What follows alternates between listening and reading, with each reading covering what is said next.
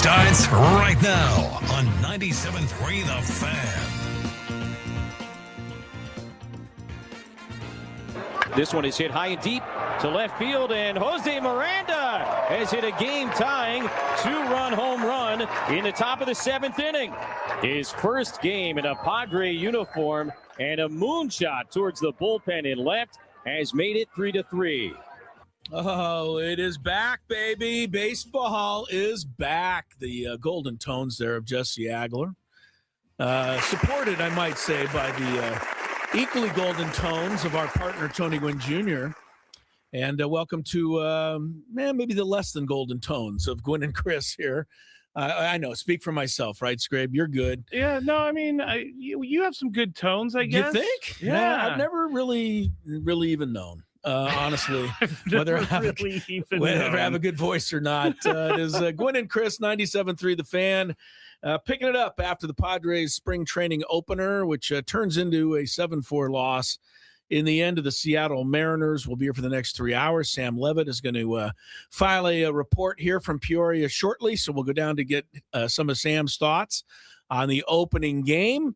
And then, of course, Tony, once he gets back and settled in, we'll have him on the program a little later. But baseball, Scrabe. And I got to tell you, I was a little late to the party today.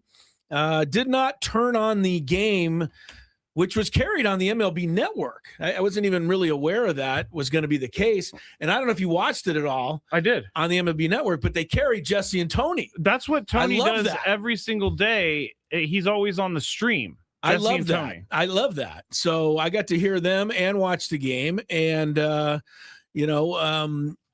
turned it on. I kid you not. I knew you're gonna absolutely not believe this because I didn't believe it. I turned the game on in the top of the sixth inning. The Padres are losing 3-0. And the very first pitch that I saw, Romeo Sanabria, whoever he is, homered. Yes. I was like, that was the very first pitch that I saw this year. That is on amazing. Television. Yeah, he conked it over the left center field fence there. And I said, wow, if this is going to be my last baseball season for a while, and, obviously that's going to – I know it's going to be the underlying current, though, all year long, I hate to say. It's off to a good start. So, I watched, a little bit of the ball game. I saw Jose Miranda's 2-run home run. And, this is a guy that did hit 15 homers for Minnesota a couple of years ago. Played 4 years, kind of up and down with the Twins, first, third baseman, first and third. Hit one home run only last year in limited duty.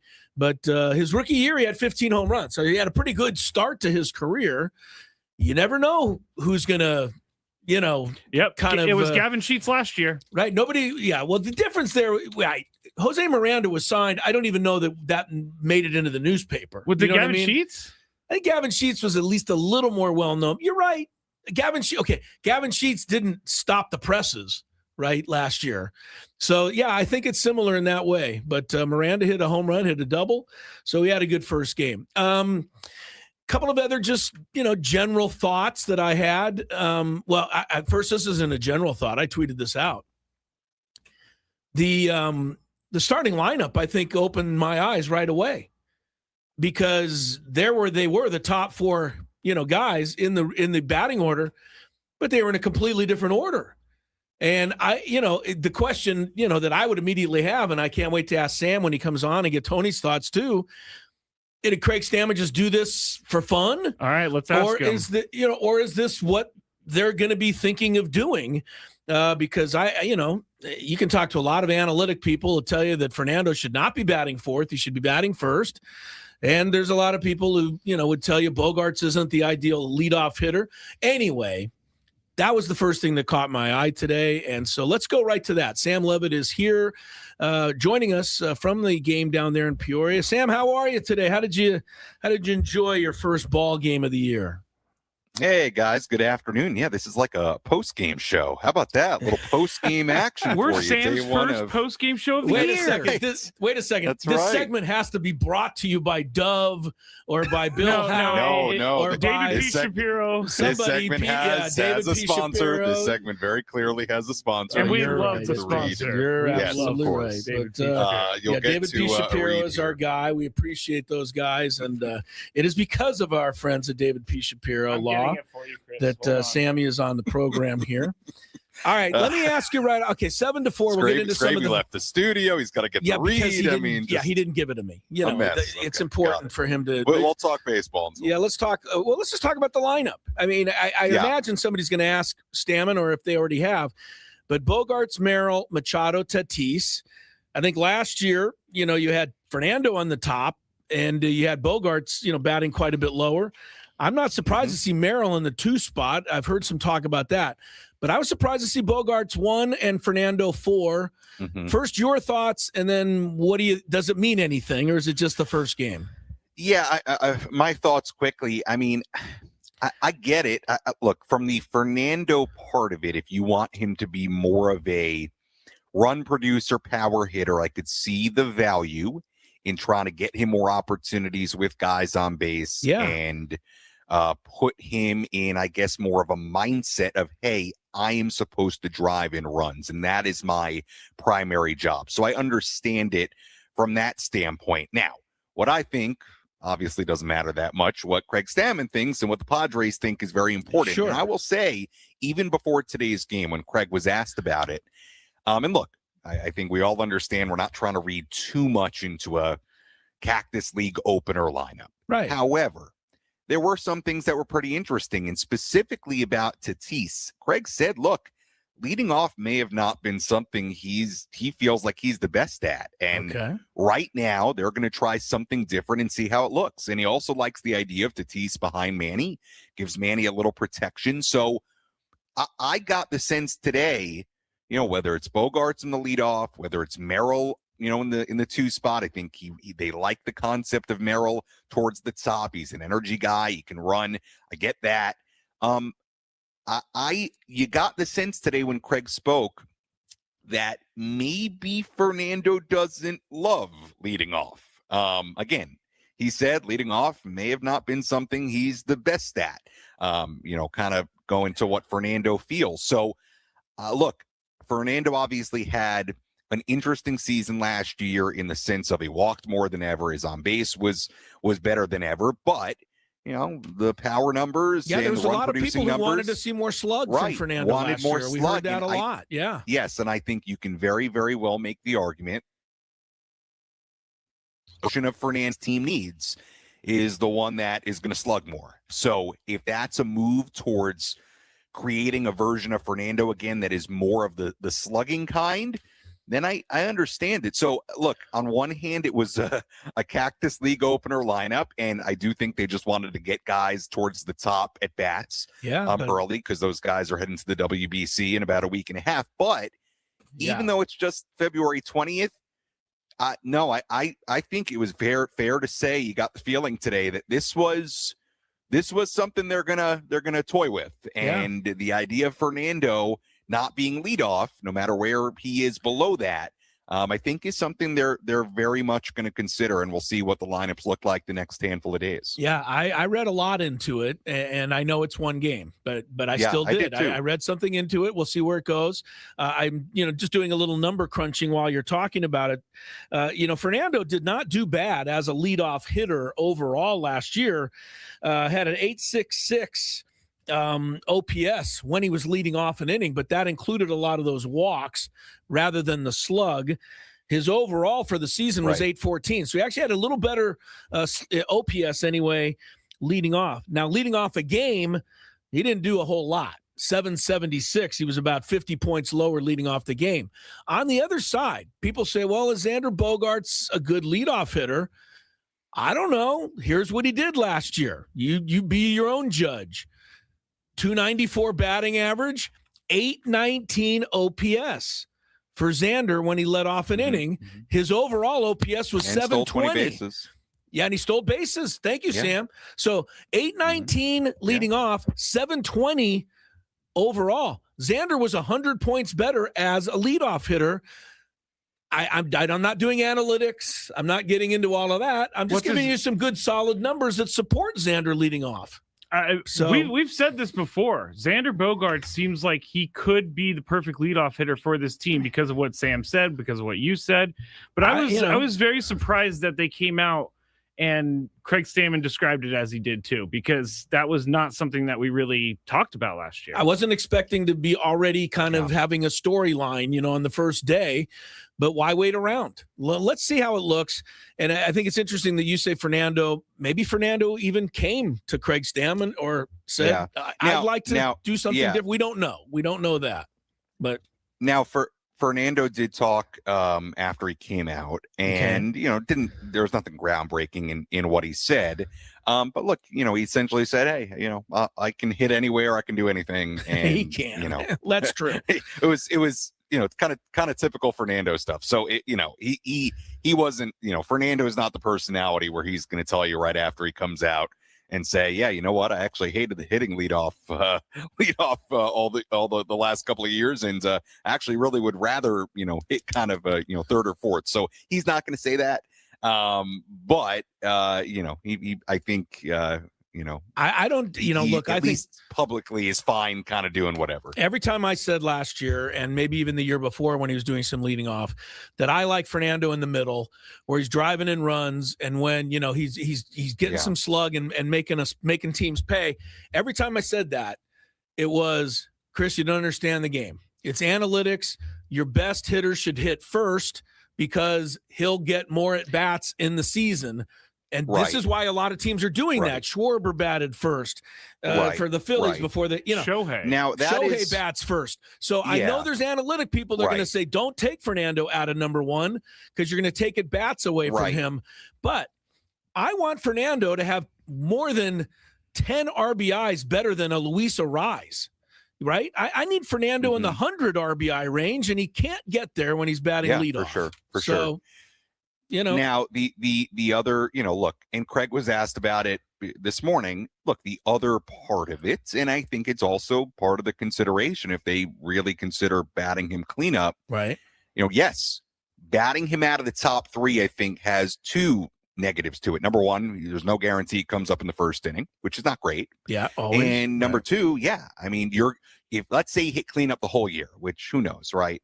But let's say you hit cleanup the whole year. Yeah, he's going to end up with, I don't know what the number is, but a sizable number of at-bats less than he would have had he been leading off. At least 40 less. That's something to consider again. Right. You'd have to say that happens once every 4 games at the minimum. So, that adds up to maybe 45 less appearances at the plate if Fernando bats cleanup. So, I'm already ready for that argument from the people who are against this. But I personally if Bogaerts can get on, maybe even walk a little more, but 820 is not bad leading off, which is what he was last year. Mm-hmm. And if he goes 20 for 22 as a stolen base threat, which we didn't have last year when Arraez led off, and even I couldn't argue that. And all my defense of Arraez, he did clog up the bases. Look, I think, bogey first and then Manny, Tatis, or even if you want to go Merrill, Tatis, Manny, whatever you want to do, I just think that's advantageous for the Padres. I really like it. Yeah. So, well, and I do think part of if you're going to bat the other three righties, Bogaerts, Tatis, Machado up there in the top 4, I think Merrill's got to be somewhere in there because you got to break up those righties. I think that's important. Right. So I'm not surprised that you got. Merrill's got to be somewhere in there. So, and, then it's like, well, if he's not second, what is he? He's either leading off, which, I was talking to somebody today, Jackson doesn't profile as a leadoff hitter because I think he likes to swing. Like, I don't, so to me, he doesn't profile as a leadoff hitter, but he does have speed. He does have power. Like, could he do it? Yes. I don't know that I love that. He likes to swing, and he's said that many times. He likes to get up there and swing. So I kind of like it. I do. I like at a base level, and not to go in circles, but in a base level, I just like the idea of trying to get Fernando Tatis Jr. in a spot where he can be more of a run producer. And we're not talking about, oh, yeah, his on base is higher, his walks are higher, but man, for this team, what they need, you need more than 20-something home runs and 70-something RBIs. And I'm if you're selling me on dropping him down even to the cleanup spot, even though there are concerns I have about that, if you're selling me on that will help him be more of like the 2021 Fernando Tatis Jr., I say you go for it, you try it, you see how it works. And by the way, what's the worst that happened? Just say, you know what? We kind of miss him in the leadoff spot. It's a long season. You can always put him back. I will say this. I'm looking at long spring training. For all we know, he's going to be leading off on Sunday. Yeah, right. Next game, right. And then we're going to be like, oh. But let me just one more thing statistically for those who, again, these are stats. These are not opinions. Fernando's lifetime career batting cleanup, his OPS is 991. That is better than any other position in the order, except for when he's batted fifth, and he's only done that once in his life, so that hardly counts. 991, the guy has done it in the cleanup spot. I'm just saying. So we'll see. Maybe Stammen is on to something. Sammy Lev joining us from Peoria, as mentioned, courtesy of David P. Shapiro. David P. Shapiro, criminal defense attorneys helping good people regain control of their future when charged with a crime since 2010. Visit davidpshapirolaw.com. We'll probably talk about, we started kicking around Miranda and a nice day he had. I want to talk about Mason Miller. What's the matter with this guy, Sam? He only struck out 2 today. He's obviously not going to be very good this year. What's the deal? I'm obviously kidding. It's a joke when this guy goes out it's there. It's impressive. I mean, yeah. On February 20th to be pumping 100, 101 easily. On, I know. That's he looked good. Yeah, he looked good. Good. Obviously, he'll get probably at least a couple more appearances before he heads to the WBC. I think those guys leave on March 1st. Okay. A little bit different for each guy, but I think he's going to leave around March 1st. But he looked good. A few other notes. Miranda, nice day for him. Sure. Look, he's kind of an interesting guy. He came up with the Twins, and he actually was good. If you go look at what he did his rookie year with the Twins, and then he's struggled the last few years, and I suppose kind of fell out of favor with them. Also, just so you know, for any of you Hamilton fans out there, Jose Miranda is a cousin of Lin-Manuel Miranda. Wow. Did you know that? I did not know Wait that, a second. Sam. Stop the show. Little nugget for you. Stop the show. Yes.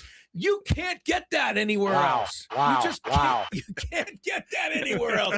Lin-Manuel Miranda is related to Jose Miranda. That's amazing. That's right. Actually. Yes. Sam, you are the man. That's right. All right. That's good. I didn't find that out on my own. That's public knowledge. No, I didn't. It wasn't public for me. I didn't know it. Good job. How about Castellanos at first base? At some point about that. How about Castellanos at first base? He made a nice play. That's a good sign, right? Yeah. Give me your thoughts. Yeah, it is. Look, he came up as a third baseman, so the fact that he, on a ground ball can make a diving play and be agile, I should say, I wouldn't think is surprising. Look, I get the feeling they're really going to try to work him over there. Sure. And he's never played there before. I will tell you, he's out there early working with Ryan Punto, with Glenn Hoffman the other day. I don't think it's a coincidence that they put him out there today. I think they're going to want him to get as many reps as he can at first base. And he had a nice day, made a nice play. Now, look, that's probably the play that's like, not that it's an easy play, but like probably the easiest for him, like, because it's just going to a ground ball. That's something he's somewhat accustomed to. Now he had to make that throw to first base, which he's not. Look, as he's done drills the last handful of days, look, he's working over there. I don't know that even in the drills, it looks super pretty on the picks and things like that. And I think that's the thing that you worry about, are the picks and maneuvering around the bag. But look, he's definitely putting in the effort, and he had a nice day today to give him a little confidence. Yeah.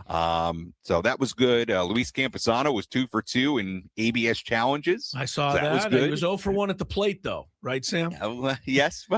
Man, he was like, I'm going all in on this ABS Luis today. doesn't believe anybody, obviously. Well, and we may have talked about it in my prior times on here since I've been out here. Yeah. And we can have this conversation later as well, but like, Luis Campusano, man, you want to talk about a guy who I think is really, really important to this team. I hope so. I mean, and, Be nice. and it feels like he's got a real runway here to have an impact.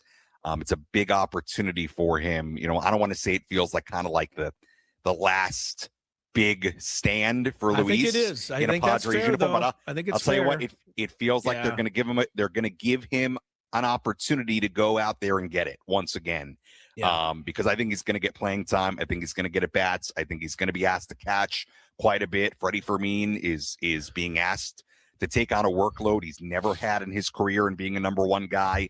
So, hey, Luis, good job today, 2 for 2 with the ABS, and I'm not going to worry about the 0 for 1, but that was good. Yeah, good for him, and good on you, Sam. Your debut, performance into the baseball season, and you're coming up with gems like Lynn.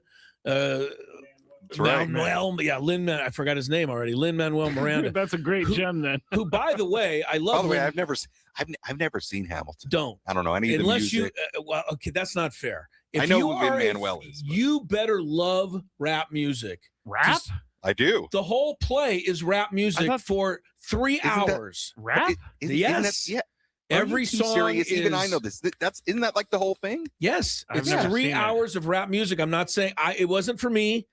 I understand though why people think it's one of the great, plays of all time. It's incredible. These guys go up there and do this thing. The performance is amazing. But yeah, it's the last thing you'd ever imagine. U.S. History from the 1700s told in rap form. I think I may have Hamilton to watch this soon. You're going to watch it now? Yeah. All right. You let me know. I thought it was just People singing, love it. Yeah. like Les Mis or something. No, it's not Les no. Mis, which I also call I've never seen seen it either. I've never seen it. I've never seen it. So check Hamilton. Well, why don't you and Scraby just have a date during the season and sit? I don't like the word date. All right, have a little gathering around a bowl of popcorn and watch Hamilton, and let me know what you think.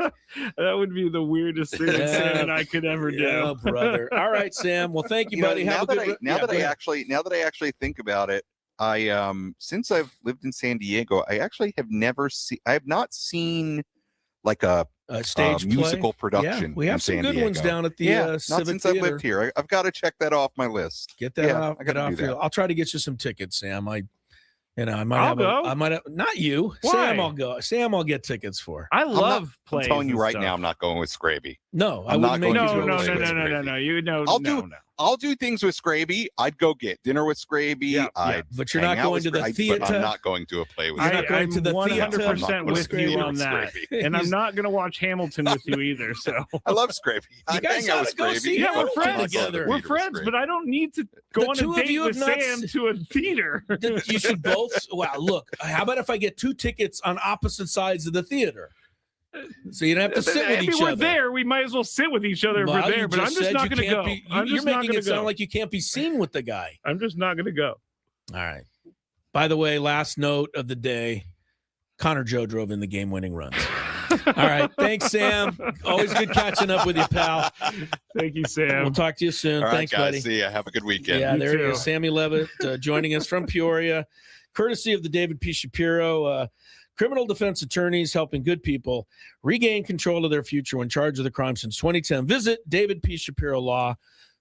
All right, we're underway. Game 1 is in the books from spring training, 7-4 Mariners over the Pods, but some good things to talk about. And I'll throw it out to the chat. Yeah, I know you guys have an opinion, but the lineup, did you like Bogarts, Merrill, Machado, Tatis, or, you're not a fan? I'm curious what some of you have to, your thoughts on that. Yes. Mr. Hamilton Scraby? has taken over the chat. Hamilton has taken over the chat. You Are they all polarized the chat. Are they all telling you to see it or not see it? No, they're saying that you described it wrong, but Okay. Well, it doesn't all have rap, okay. Well, we'll get it all cleaned up when we come back. which is a stickler way of coming back at you. But they are saying it's good, so I will watch it. Okay, but if it's not rap, what is it? It's called. Someone chat me. We'll talk about it on the other side. All right, we'll get more into Hamilton because we have to settle that issue. And Gwynn and Chris, Tony will be with us in a little while. Stick around till 6 on 97.3 The Fan. From the first pitch of the year to the biggest games down the stretch, Padres talk never stops. Roster moves, injuries, trends, and what it all means, I've got you covered. Lock in with me, Braden Suprenant, weekdays from 10 to 2.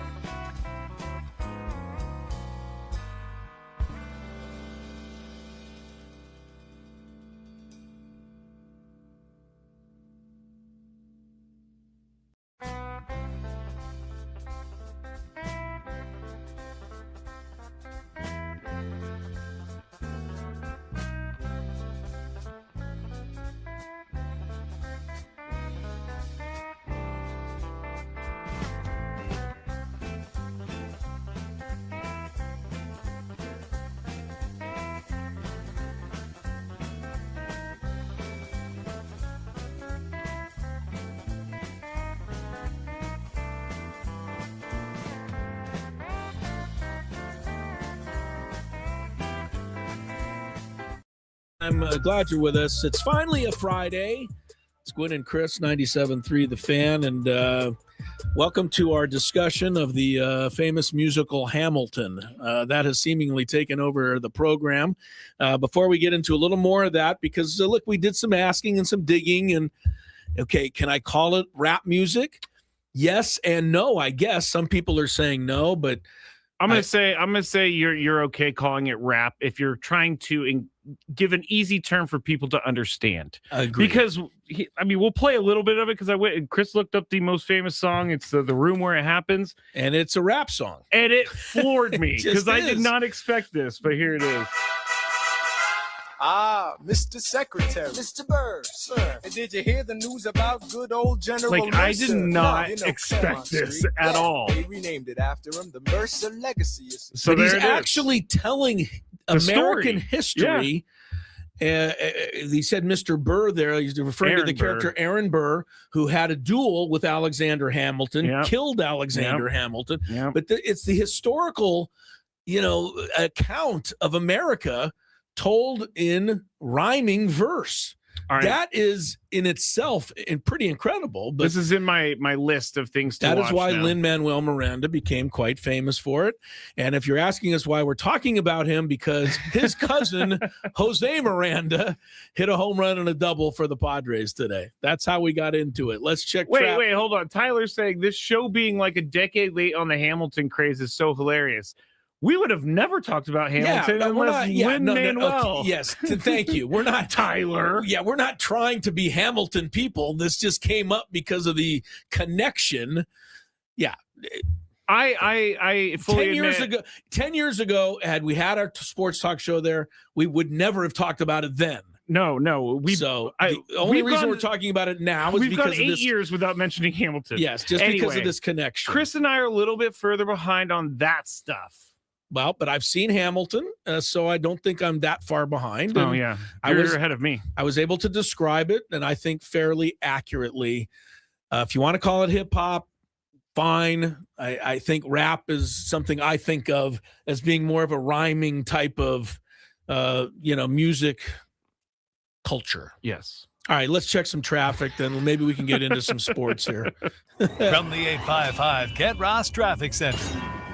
Injured? Demand justice. Demand Jurowitz. 855GetRoss.com. Here's Kelly Danick.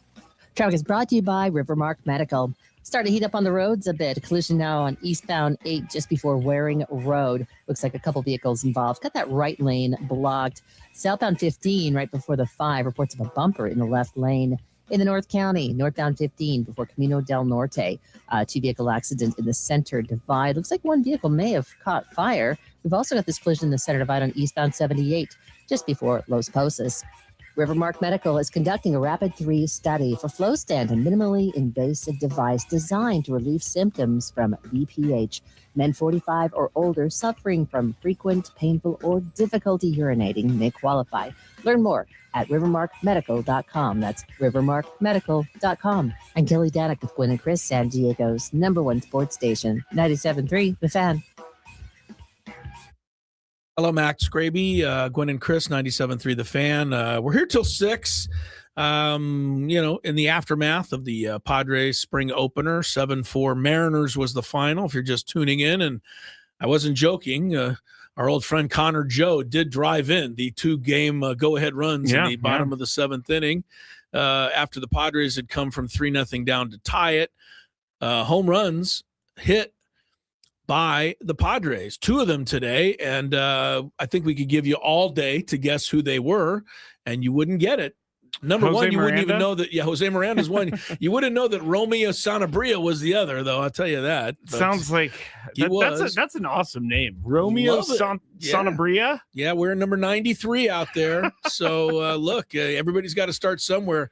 Tony's dad wore number 57, but only for about a week. Like he hit himself out of that number very quickly. Yeah. But look, 57 is a weird number. If you look at Tony Gwynn, 1983 Topps baseball card. Call that up if you want, Scrabe, or put it up on the chat for people. Oh, yeah, I see it. Yeah, that's his rookie card. Yes, official rookie card. You see the 5. You can see the 5. Yeah, as he's leaving the batter's box. $88 if you want this, Chris. Yeah, I have that card. Okay. That's one of the ones I have that I would never trade up or even sell. But you could sell it for $88, apparently. Well, maybe I will do that so I can take you and Sammy to go see Hamilton. I don't know. I don't even know if that'll cover it. But yeah, I don't think it'll cover it either. But the biggest news of the day, if you're just tuned in, that I think most Padre fans are going to be, talking about here for at least. It stunned me. It stunned me. Even though tomorrow, it shouldn't really stun me, but it stunned me. Yeah, it was the start of the batting order. Bogarts, Merrill, Machado, Tatis, 1 through 4. Of course, last year you'd have Arise on top, but Fernando would always bat second. Then Manny. Last year it was the other way around. Fernando, then Arise. Yes, Thank you. Yes, Fernando, Arise, then Manny.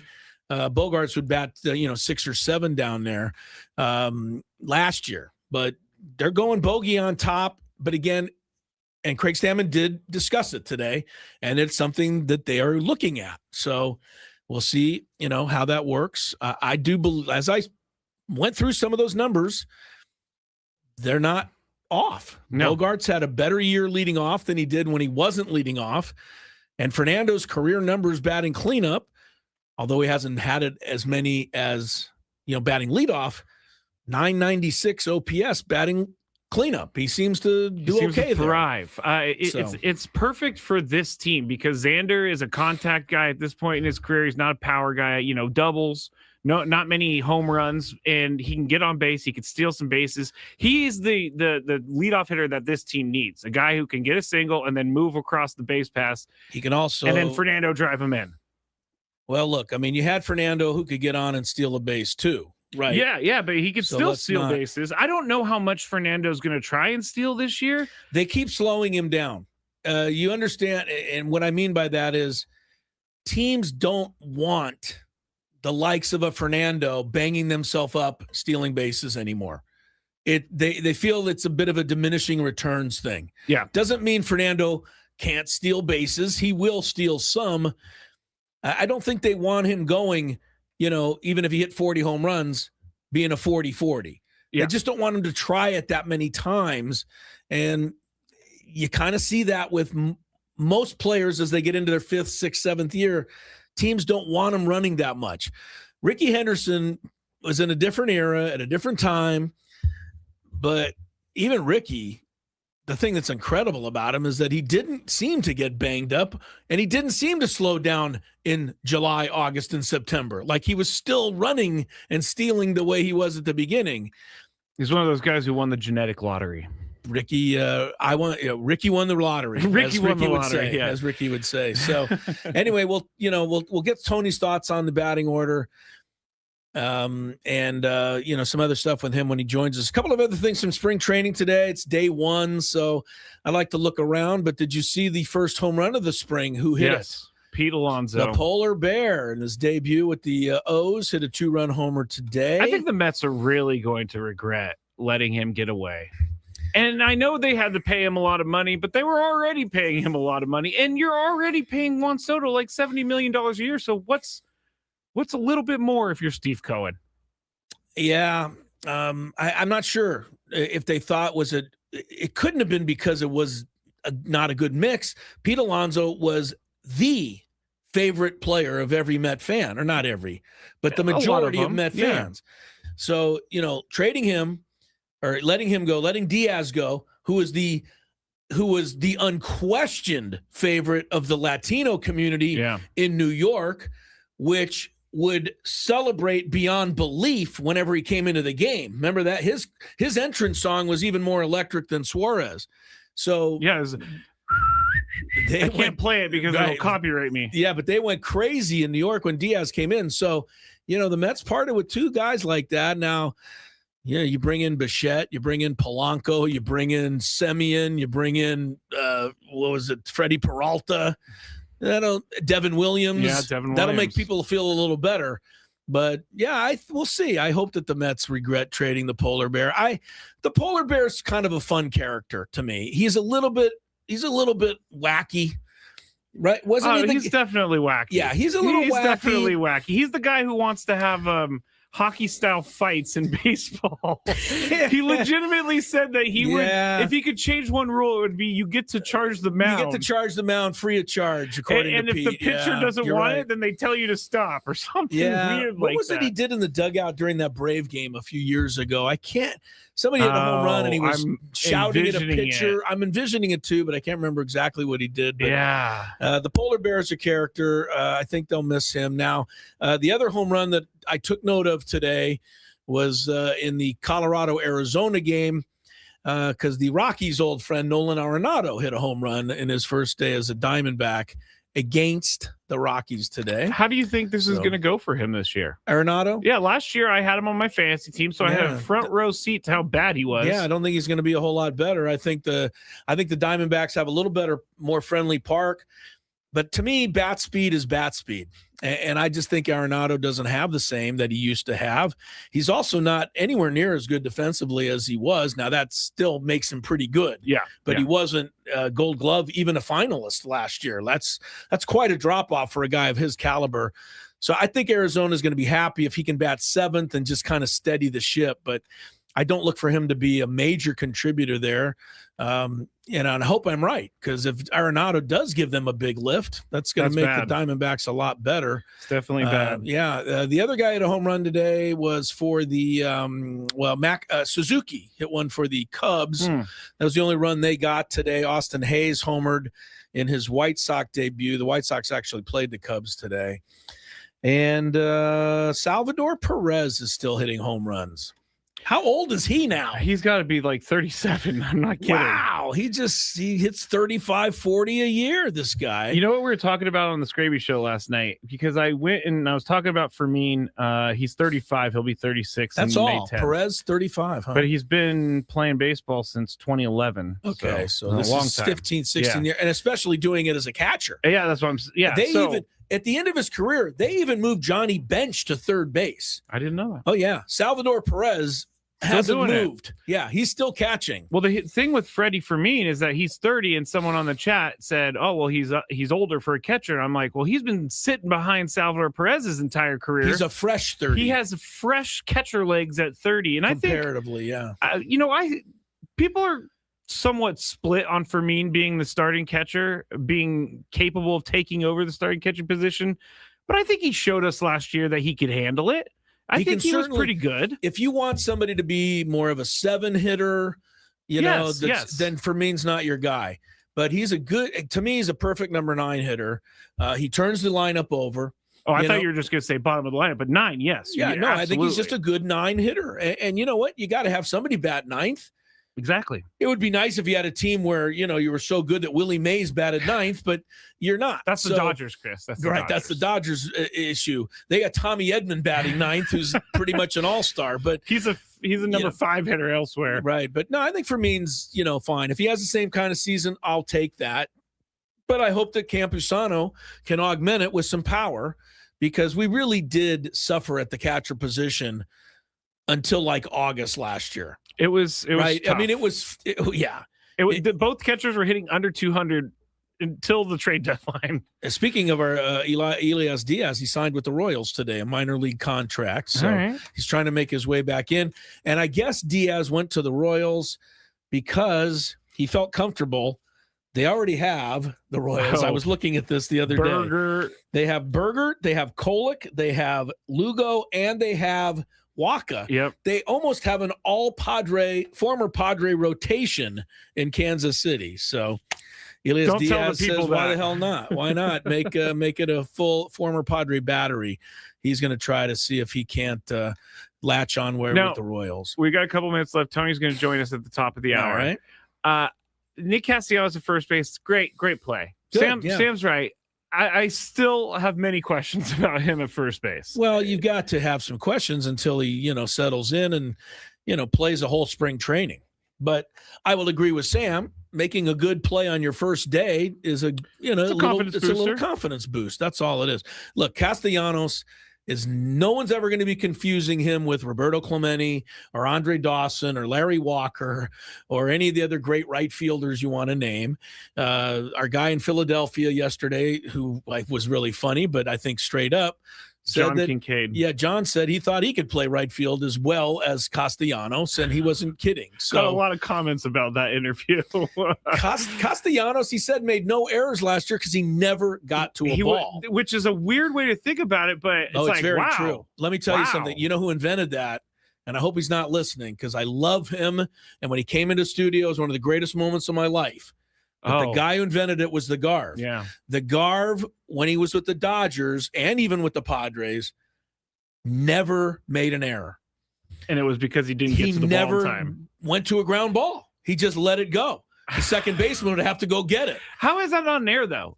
Because he didn't play the ball. But I know, but if he has a play on the ball, right, when it was hit right at him, obviously he fielded it. But if it was in the hole, but he just won't dive. He dove, but he didn't get there. Okay. The guard didn't cover a lot of ground. I will say the guard was fantastic at scooping out throws, though. Okay, but he was never a good ground ball picker upper, and the guard himself could not throw. So if you pick the guy off at first base and the guy ran to second, if the Garv got it to Templeton, that was an upset. Usually it went into left field or something. Anyway, so funny. I love the Garv, and I shouldn't do this, but yeah, the Garv was kind of the original guy. I think he won a Gold Glove one year because he didn't make an error the whole year. Wow. And everybody was like, well, yes, of course he didn't make an error. He never fielded a ball. Yeah. So that was kind of the original. I've never thought about it. Yeah, you don't think about yesterday. It that way. I've said it many times. Manny Machado gets errors because he gets the balls that other third basemen just wouldn't touch, and it would be a hit. There should be a distinction. Well, the analytics should be able to, work that out. Yeah, where are you at, analytics? You're That's everywhere where I else. need analytics to help me. But yeah, I believe Manny makes some routine errors too. There's no question Manny does. But he makes a few errors on an incredible play that would just be a single to left field for most third basemen. Yeah. So to me, you have to take some of that with Manny. When he's diving and he's past the coach's box and then throws from his knees and it doesn't get scooped, that's not an error in my opinion. The throw that he made in Arizona 3 years ago. No, it was more than that. It was like 6 years ago, but we can still remember it. Right on the money to Hosmer. Yep. One of the best plays a third baseman's ever made. I think Adam Warren was on the mound. Ever made, period. No other play. And Brooks Robinson even would have had to approve. All right, Tony joins us next. We'll get more from Peoria on the Padres. USA Hockey, did they get to the gold medal game? Talk about that. And I have to talk about the young lady last night in the skating. So many good things to discuss about that when Gwynn and Chris continues.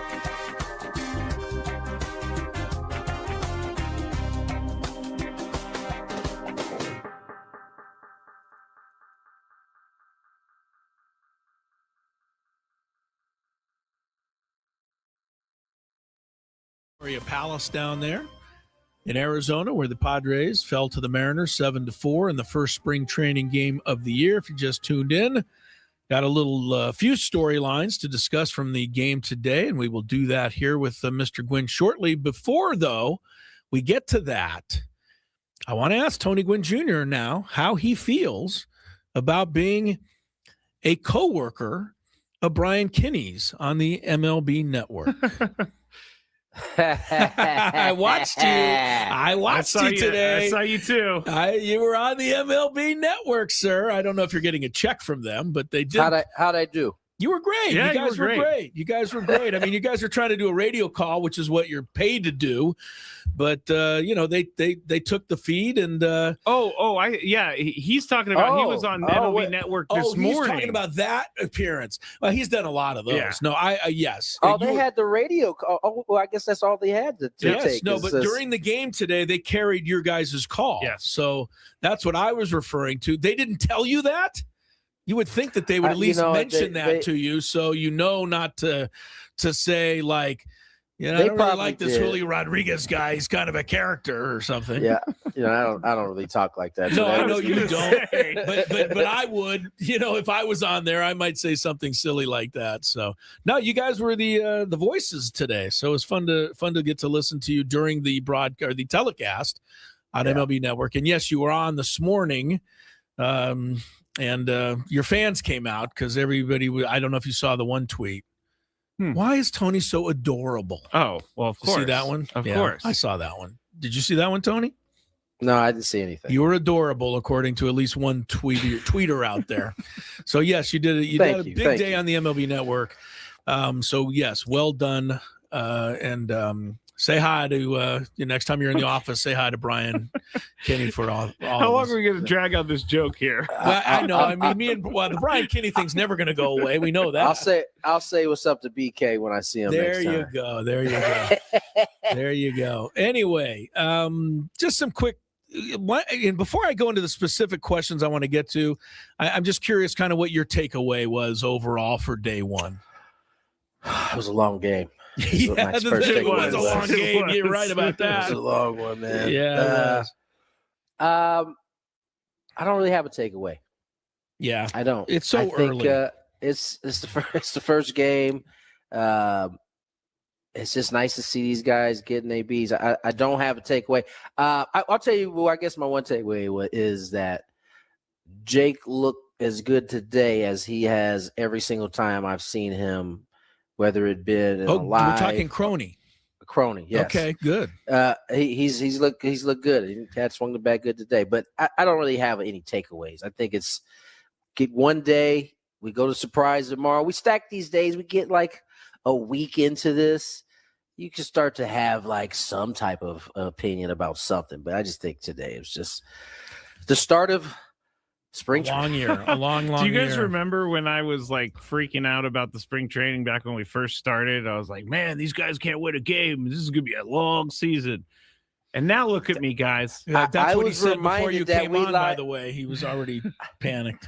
I was reminded that when they lost 9 straight last year at spring training or something along those lines, Don't right? recall that at all. So. It was devastating to me, at least. All right. Maybe it wasn't. Maybe it wasn't that. But I know they lost some games, and everybody was feeling down in the dumps. Yeah. All right. So let me ask you then specifically about the thing we talked about here and before you came on, the construction of the lineup. And the first thing needs to be said, it was the first game. Maybe they just did it that way today. But I think a lot of people are reading into, Xander, Jackson, Manny, Fernando. Is that kind of the way they might be thinking, or at least obviously want to give that a look and see how it works, Tony? And I for one, like it. So all of the above. Okay. Yeah. I think it's Stam said that they want to take a look at it. Yeah. And if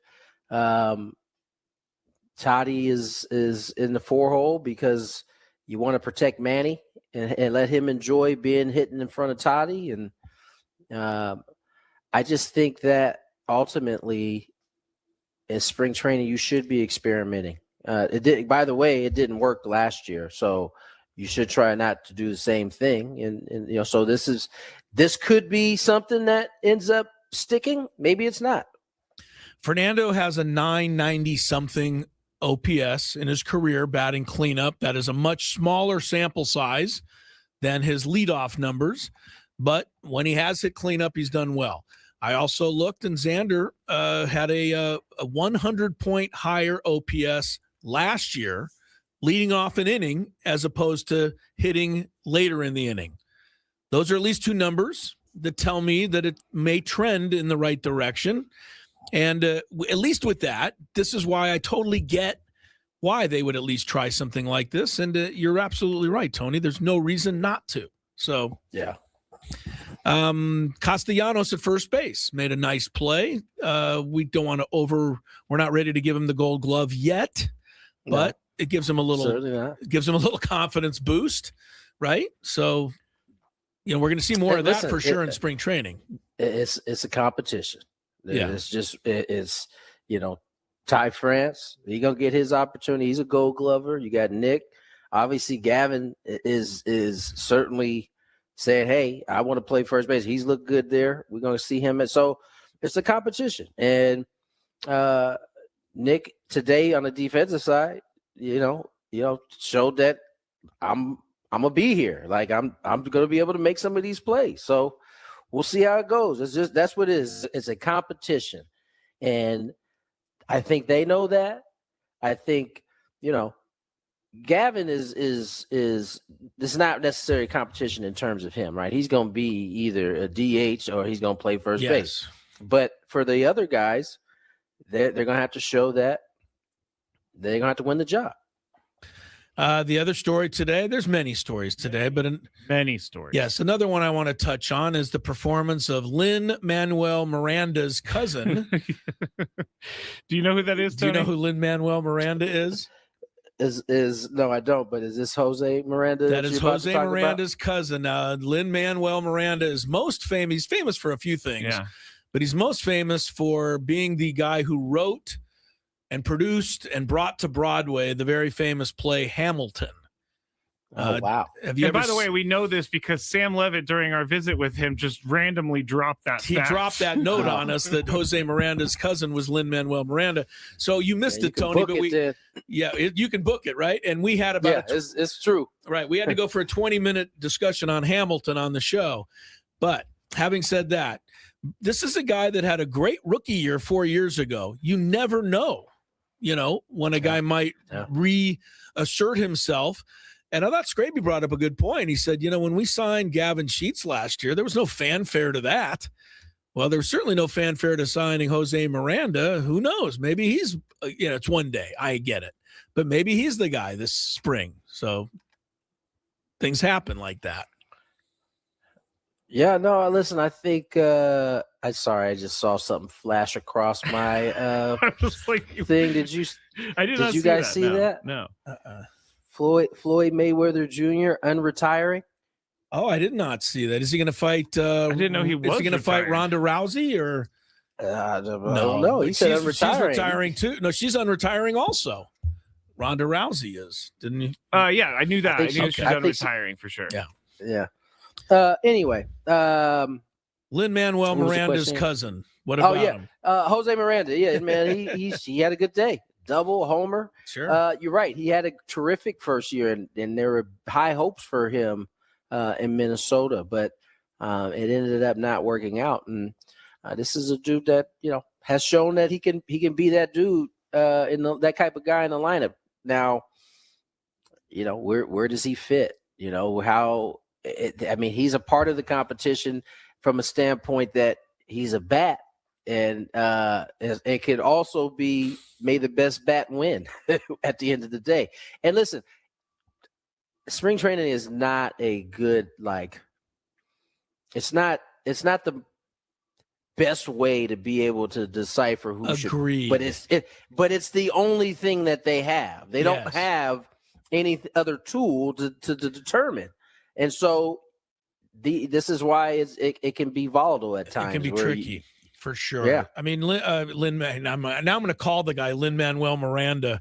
Jose Miranda hit his home run today off a guy named Hoppy, who is not a big leaguer or might someday be a big leaguer. But to me, it's a little different. Had he hit the home run off of, say, Andres Munoz, you might say, hey, that's okay. But even so, Munoz might just be working on something. So you're right, Tony. It's always hard to decipher that. We all want to just decipher it, Chris. No, what Tony's saying is we see a home run and we think that's a big deal.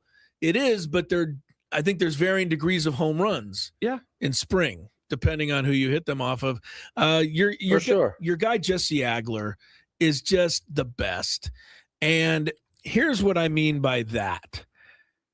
And I think, I'm not going to be able to come up with the guy's name, but the kid who came to bat, he came up for the Padres, right, in the late innings. Kid came up for the bat in the Padres, some, 8th, 9th inning guy. Jesse Agler, this guy hit a home run against us for the Mariners last year in the first game. Samat, yeah. And you're like, Taylor, yeah. and you were awesome. And he goes, I just thought, everybody knows that. And you're like, sure, everybody knows that. And then the way I understand it, Dave Marcus actually double-checked him on it. Is that true? Come on, Dave. This is Jesse Agler we're talking about. Yeah, here. no, I don't know if he double-checked him or not, but I assumed it to be true. It's true. I remembered it. So I was like, that's Dave not already in midseason form of Jesse Agler's already in midseason form. Well, yeah, but Dave's questioning things already. Has he called in to make sure the line is good for tomorrow? No, I think he just wanted it. He's going to be there at 1 a.m. Well, wait, they're in Surprise tomorrow, so he probably drove straight. No, I mean, didn't he? No, they were in Peoria today. No, I'm saying that's where he's going to be at. It's Surprise. Tomorrow, but he may go there now to check the line. I don't know why this got so weird. What did he say? Yeah, I missed it. Surprise! Okay. It's time for break. Friday show. You never know where they're going to go. More Gwynn and Chris coming up. I believe we're going to check some Demand traffic. justice. Demand Jurowitz.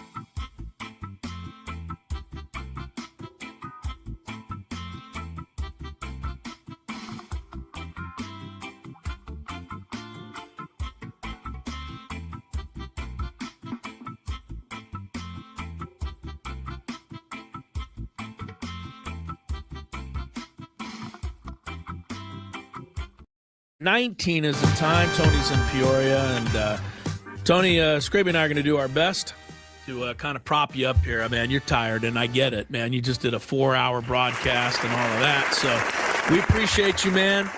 But, we're also glad you're along with us for the ride here the next couple of hours. Just, whatever you do, don't take a nap during the break. Just as long as I stay away from the couch or the bed, I'm good. I got this. Good. I got this hard chair, so we're good. Yeah, that's right. Stay on the hard chair. Scraby's here, and we're until 6 o'clock this evening. Padres fell to the Mariners 7-4. So those of you who bet the Vegas action that the Padres will go undefeated in spring training, not going to happen. One just quick note from the Olympics. I don't think they're playing these hockey games later tonight, so I feel safe in being able to give you the spoiler score. alert. We I know this is. Have you seen me? We're going back to this, huh? I know this has become such a big deal now. But the USA is in the final. They had no trouble with Slovakia 6-2, and they will face Canada. Canada really sweated it out. They were down 2-0 to Finland and came back, tied it, and then Nathan McKinnon, who is maybe the best player in the world right now, snuck one in there. No, Connor McDavid is Edmonton. McKinnon is having even a better year than him. That's why I said that. But they were both out there for a power play. And I think it was McDavid who passed it across. McKinnon put it inside the left post with 30 seconds to go. And Canada beat Finland 3-2. So they'll play Sunday morning in that. I did want to talk real quick. I don't know if you got to see it, Tony. I know you're there. But the skating performance last night and the aftermath of Allison Liu, the new women's figure skating champion. Couple of things. Did you see it, first of all? I didn't see it. Okay. It's Scrape, did you see it? Alyssa Liu. Sorry, thank you. Yes. See, I don't even know her name. Alyssa Liu. But it wasn't her name. It was her skating that she was pretty caught good. me. I don't fancy myself as a, figure skating guy that gets too over the top. I watched that performance 3 times. That's how good it was. And I've seen a lot of these. You've seen them too. I've seen tons of them. I've never seen a woman, young lady, she's 20 years old. The way she moved across the ice, it didn't look like she was touching the ice. It really was incredible. And even the commentator for the network said, she looks like she's gliding. And then at the end, she did about a 1-minute dance routine right there on the ice that was just blew my mind. Oh, so she was an ice dancer. No, she was an ice skater, but it wasn't dance, but it was her. Never mind. He's such a pain in the ass. It was a routine. He's just trying to get me. He's just trying to get me. I was just trying to Don't let him pinpoint get you. She's Don't an let him ice get you. dancer. She's not an ice dancer. She's an incredible skater. She did some dance moves at the end. I recommend anybody, if you just a fan of sports or whatever, and a great performance, it is worth watching. I think you'll like it, Tony. Secondly, what I found even better was that she wasn't last to go. So she put her score up, and then it was 2 other skaters from Japan who both had a chance to knock her off. And the first gal went, and she came up a little shy. The second gal was 17 years old, and she was the last skater. And she went out there, and she did a marvelous routine. It just wasn't as good. You could tell. And she came off, and when they put her score up, 2 things happened. A, she lost, and B, the American gal won, right? Because as soon as the score went up, that's it. So the American gal wins, but instead of celebrating, she went over and hugged and consoled the 17-year-old because she was crying because she lost. And then they both looked at each other, realized they both won, and they celebrated. That's the essence of sports, and we don't see that enough. I'm sorry. That kind of stuff, I like that stuff, and I wish we saw more of it. I know I'm kind of an old softy. Word up. I know I'm a softy. Scraby's like, you're a softy. I didn't say anything. I know you're you putting words into my mouth. But you're thinking it. You don't know what's going on in my head right now. He's You definitely don't know what's going on in my head right now. He's definitely thinking it. Scraby's like, if I had won the gold medal, I would have gone, yes, in your face. Why not? Why not? Why not? He 100% would. You'd be like, I He never, 100% would. I never said anything, go and I'm being back to painted as a Japan, villain. young lady. I'm the gold medal winner. Yeah, you see this? Yeah, right. Biting on my medal. Yeah. I will say I did not have Chris getting emotional over the Olympics on my board today. I love stuff like that. I'm sorry, I do, and I don't see enough of it. And it's my message. I'm with it. I agree. I agree too. You know, I agree too. It's my message to, and I know it's totally different circumstances, but, and I don't mean to pick on him, but it's the only one I can think of right now. But Carson Beck walking off the field, not shaking hands at the end of the championship. Okay, there was a lot of things different, but there's, it's not too much to show incredible sportsmanship, and I really like to see that. Never mind. I also thought of the old Carson Beck lost though, right? He Yeah, lost. he did. Lost, Yeah, right. It's easier to show sportsmanship when you win. Good point, Tony. Good point. To be like, yeah, I won. They're like, Yeah. No, you're right. It's easier when you win, but a lot of people don't do it, do they? They celebrate their own they don't. moment. So I was really impressed with this young lady. But also, Tony, if you get a minute, call it up on your phone. It's 4 minutes that I think you'll enjoy because she really skated her heart out. It was really something. All right. That's the Olympic stuff. Scrappy, did you watch? you know what made me kind of tear up if we're talking about it? It was Michaela Schifrin talking about her gold Her medal. dad, that messed me up too. Yeah. She said she didn't want to be here without her dad. That Yeah. that was rough. This I mean, thing- it was just I knew what she was saying, which was, Yeah. it was hard enough, doing it without him being here. Because he died suddenly, and it was very unexpected, and he was like one of her biggest supporters, and all of a sudden your biggest supporter is gone, and she said obviously it's affected her, but winning that gold medal, it made me feel good for her because now she kind of proved to herself that she got over that part of, She skied her grief. butt off too on that run.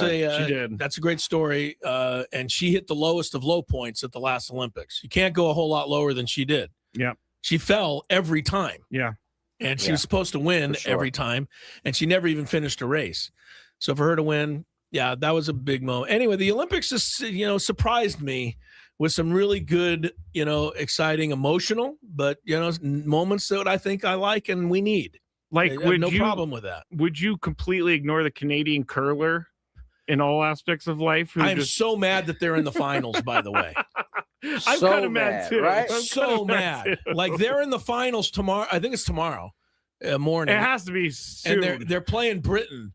I don't know the first thing about the Britain curling team, but I might go out and get a T-shirt tonight or something. They got to beat the Canadians. If anything is right in the world, the Canadian curlers cannot win the gold medal. Like that just would be really tough to watch. I'm with you. I'm with you on that. All right, Yeah. back. Yeah. As Tony would say, facts. Thank you, Tony. Yeah, I like when Tony says facts. I do. Do we want to go to the Big Five soon? Yeah, let's do the Big Five. All right. 4:30. I Sounds see good. why not. We'll do a daily gambit a little later.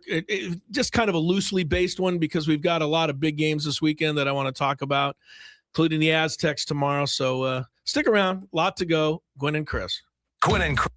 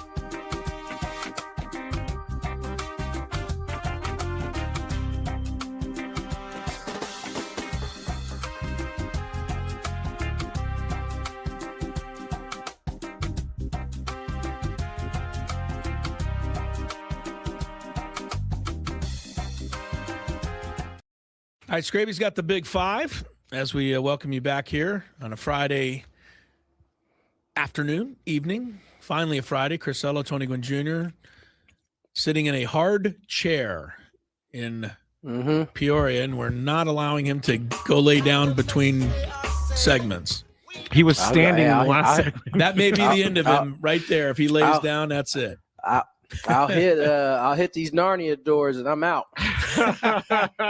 Hey, how was your dinner last night? We talked so much about it. Yeah, how did that? Did you go to the Italian or what? No, I went Mexican. Mexican. All right, nothing wrong with that. Very good. Yeah, no, it was. You know what? It was okay. It wasn't as good as I had it in my mind. It was probably why it wasn't as good. Like, that's a bummer. It's a zony Mexican food, though. It's a bummer though when your taste buds are hopping and then the food goes in and it's not quite what you thought. Yeah. Just I get it. It didn't quite reach the pinnacle like it was last year. It does happen. It made me think a lot about burritos last night, and I was really fighting on the way home, not going to get a burrito, and I didn't. Yeah, I think I'm gonna eat in tonight. I'm figure out. I gotta go grocery shopping though for a sec. We never talked about the day, by the way, that I don't think we did. What? When Tony ordered his food up here and the place brought it to the wrong building. Oh, we never did. I found it though. You did find it. You were going to find it. I found that bad. You were like, I'm tracking this down. Well, he goes, the guy called and said we dropped it off on the 6th floor, and Tony goes, "No, you didn't." And then I'm on the 6th floor. He sends a picture of like some desk, and I'm like, that's not even in this building. No. So Tony went around the neighborhood and found the building and got his food. If you want to see Tony, if you want to see Tony work for something, that's his food, and I'm with you, Tony. I didn't let anybody take my food. That was my first meal of the day, and so we were at like 1:30 at that point. You couldn't wait much longer. Yeah. I was like, "Yo, I'm tracking this down." We basically figured it out because by like. There was only another process of elimination, right? There were 3 buildings that got a 6th floor. We were like, okay, when you come in, which way do you usually go? Like which way is the more like likely way? And that's how we figured out which building it was going to go. It's amazing how smart we become when we need to find food. Right. It's like we're geniuses or something. Geniuses. All right, let's get a little traffic so people can get home, and then we'll get into the big five. From the 855 Get Ross Traffic Center. Injured? Demand justice. Demand Jurowitz. 855GetRoss.com. Here's Kelly Danick. Traffic is brought to you by Caltrans, reminding you that 3 lanes of northbound I-5 will be closed at Gilman Drive starting tonight. Several things to let you know about here. One of them, some police activity, Santa Isidro Boulevard off-ramp, northbound 805, also northbound 5, past the King Freeway. Collision over to the right shoulder, and southbound 5 before 28th Street, an accident blocking the slow lane. Traveling on North 15 in the North County, just past Gopher Canyon, a collision not showing if lanes are blocked. And eastbound 78 before Twin Oaks Valley Road, a 2-vehicle accident over to the right shoulder. The next phase of the Caltrans I-5 Asset Management Project is underway. Crews will close 3 lanes on northbound I-5 at Gilman Drive tonight and tomorrow night from 7 p.m. to 11 a.m. Please plan ahead and use alternative routes like Interstate 805 to travel north. I'm Kelly Danick with Gwynn and Chris, San Diego's #1 sports station, 97.3 The Fan. It's that time of the show when we check on the latest in sports. Only the most important topics and questions are brought to light. Stop what you're doing and listen. These news stories will astound and amaze you. The one, the only. Oh my God, who the hell cares? The Big Five starts now on 97.3 The Fan. All right, we got quite the different type of topics today.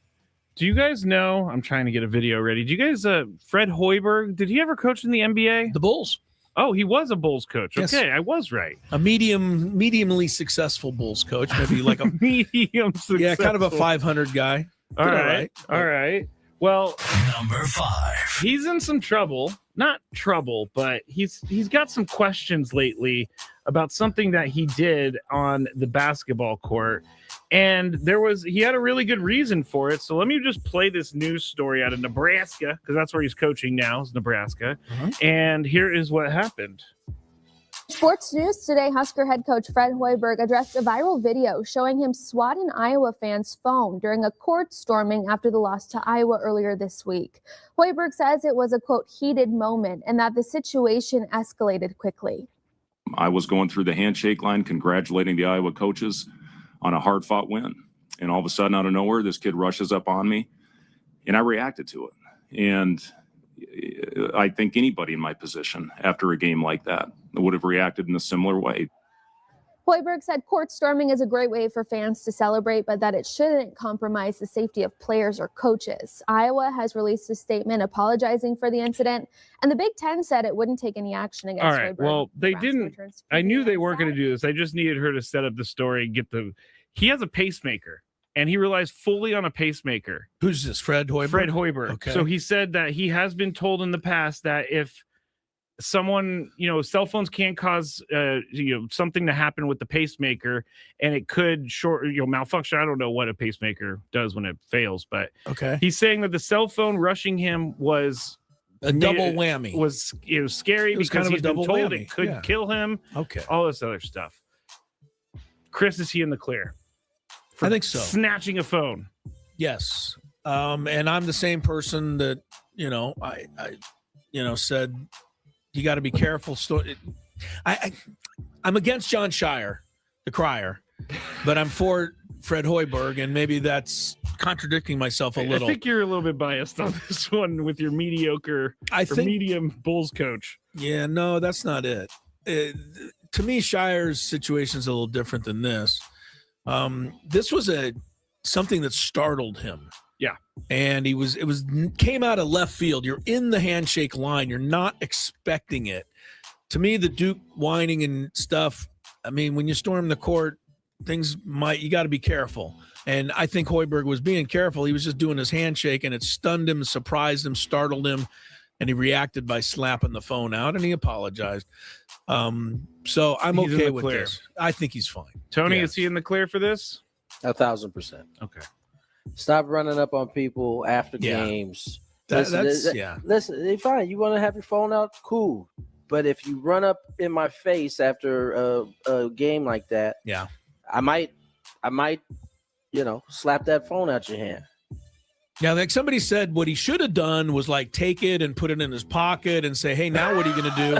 And I'm like, that's a really funny idea, but you don't have a minute to think about it. No, you do not. When the guy just runs up on you.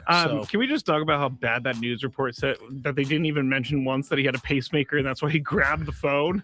That was terrible. It was the only news story I could find, though, that was explaining it.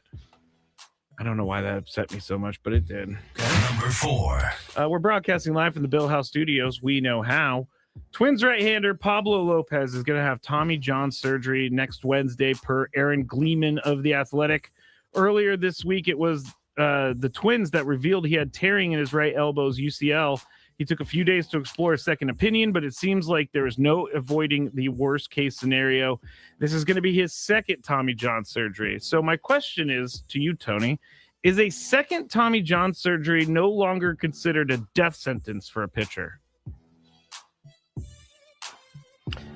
I don't know that it was ever considered a death sentence for, I believe, starters, right? Or was it relievers? I can't remember. I don't know. I mean, technology has gotten better. He's not the first guy to have 2 Tommy Johns and come back from it. So, I mean, maybe we have turned the corner on that. Not to say that we want to keep trying to set these type of records, but I'm on my 5th. Hey, good for you. But maybe we have turned the corner, and now maybe more guys we're going to see more and more guys be able to come back after a second. Chris? Yeah, well, first of all, this is to me is a blow that knocks the Twins kind of out for the season. This Twin team is going backward anyway, and now that they lose their number 1 ace guy, this is going to be tough. Apparently, and I just called this up, so I didn't know this offhand, but Jacob deGrom's had 2. Mm-hmm. Shane McClanahan, Walker Buehler's had 2. Dustin May, Chris Paddock. So yeah, some of those guys have come back, but I think 10 years ago you might have been right, Scraby. The second one is going to be damaged goods, but I think it's just I feel for these guys because it's a 10, 11-month rehab, and then knowing you have to do it again. Yeah, that's the hard part. The first time you go through it, you don't necessarily know what to expect, right? Right. The second one, you already know what you got to now do.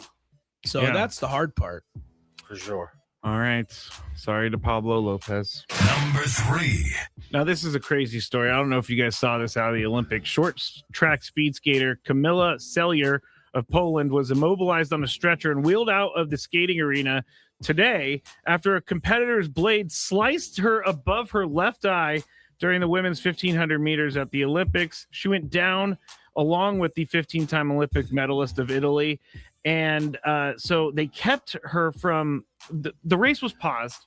They ended up like going over to her and putting a sheet over her so no one could see the blood that was happening on the that's on the understandable. I guess she got up, or they helped her up, and there was just blood Did it go everywhere. in? I mean, I hate to it was not her eye. It was just around her eye. Oh, thank you. Okay, but that's better. Yes. Okay. So this has been the talk now. I don't personally subscribe to this question, but I will ask the popular question: is short track speed skating too dangerous? What other question am I supposed to ask? But that's what people are talking about. I love this guy. You just love him, don't you? Is it too dangerous? I'm not the one asking the question. The people you are. Stop. Stop. I love short track speed skating. Stop carrying that stick around. You might put your eye out. Well, that is true. All right. I guess you're up, Tony. No, wait. Tony's up, right? I want to, Tony.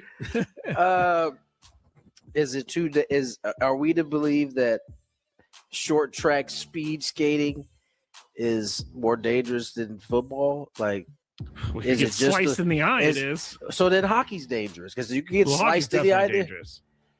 But we're not trying to have hockey say it's too dangerous. I think this is silly. No, it's not too dangerous. Okay, I agree with you guys. Like, do you think it's too dangerous? Like, that we should shut it down? No, I was asking the question that people were like, do people think they should be shut down? Like, gotten rid of? Oh, of course. The softies online are like, they should save them from themselves. Well, why don't they all wear the goggles? That's how I read tweets from people. They should save them from themselves. What I wanted to say, don't they all wear goggles out there? They don't. They do, but they wear helmets too. But I mean, it's a big skate. Yeah, I know, but the goggle ought to at least protect the eye area. And if you don't wear a goggle, yeah, well, okay. Sorry, I can't cover everything. Look, Clinton Larchuk's thing in the NHL is the worst thing I've ever seen. Yeah, and I don't even want anybody to go look at it. The goalie who bled, when the skate cut him. Yeah, that's scary. So, but you're not going to stop hockey. And, they've made a little device that helps protect that area now. So, this is the kind of thing where they'll hopefully maybe require more of a goggle type thing to make sure that this doesn't happen. I did work for the hockey team here in town for, 15 years, and I saw quite a few gnarly injuries. And these guys, they didn't care. I saw a player one night, Tony, he got sliced in the eye or something, and I walked in and they were sticking a needle in his eye, and blood was flowing. And I was like, I couldn't look, and I'm like, and he was out there in the second period playing. He said blood was flowing. Yeah. In the second period, he was out there. Anything with the eyes freaks me out. I know. These guys, they just, that's what they live for. This is what they do. I can't take it away from them. Clay has a great point on the chat. It's too soft. You can get injured in any competitive sport. You can get injured walking across the street. I hate to tell you. I have. You turned an ankle? Or definitely believe. I stepped off a curb one time. I stepped off a curb one time in San Francisco, and I tweaked my back so bad it hurt for like a week. Well, there you go, people. We're stopping all curb stepping from now on. I think the kids would call you a NARP. A NARP? A non-athletic regular person. Wow, I love that.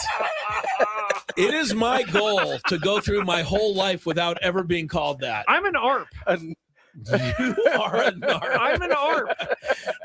An athletic regular person. Hang on. I'm gonna call up NARP here on Google. Oh, there you are, Scrape. Oh, there's a picture. Yeah, There's a photo picture right goes here. up. Okay. Yeah. All right. NARP. I learned something new today. I Great. got to ask the kids on the basketball team about that one. They'll be like, it's you. Yeah, right. They probably will. Exactly. Hey, yo, type it in your phone right now. It's a real thing. I'm sure it is. NARP. Good NARP. one, Tony. All right. Yeah. We're moving on to Number 2. someone who Scrapey is is probably not a NARP. There it is. Acronym for non-athletic regular person or Matt Scravey. I am not a NARP. I feel like I've yelled. Why am I deja vuing of yelling I'm not something? I think it was when I was a mark. It's in the Urban It's Dictionary. ironic that they rhyme with each other. Now my name, according to Nate, is Matt Marr, Mark the NARP, Scraby Cronin. Scravey Cronin. Yes, you and old Cronin. We got to get into him later. Oh, yeah. Take another hour. All right. Former ESPN personality Kenny Mayne. What do you guys feel about Kenny Mayne? Do you like him? Yeah, I like Kenny Mayne. Okay. like him. Yeah. He used to call golf on ESPN, but one year he made a comment that made it so he never called the Masters again. Right. Here he is on the Stugatz podcast. TPC one year, I just made some smart ass comment about we'll see you at the Masters, where we bring 4 saucy ladies out to play, or just something stupid, right? But mentioning that I'm bringing women to play golf, and they called into the ESPN truck. Like we're still in the air, and the people in Augusta are literally, they somehow have the inside number to the truck. Of course. And like, he is not coming, so I was never invited to go by my lords. What did he call it? From my lords. This is not the first incident I've heard about this, because Gary McCord was a golf announcer for a long time. He said, I'm paraphrasing, the greens are as slick as bikini wax, and he was done. Ball game. They kicked him out after that. Right. Ball game.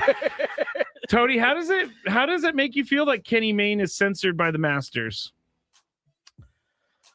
I have a lot of things I had to say about the Masters that I will keep to myself. Oh, yeah. Yeah.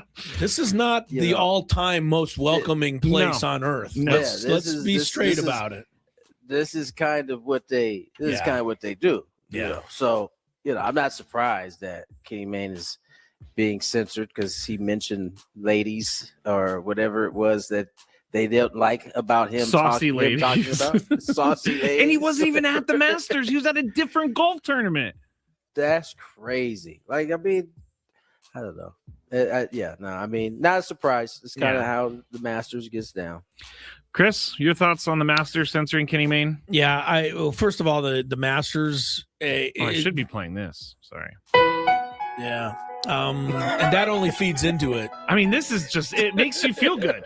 At least it makes me feel Makes good. you feel good. Makes a lot of They people. would literally have made you turn the other music off anyway and put this on. That's how the Masters gets down. And probably would not be happy with me playing it right now. I'm not speaking for Tony, but I think I'm heading in his direction. I just called this up.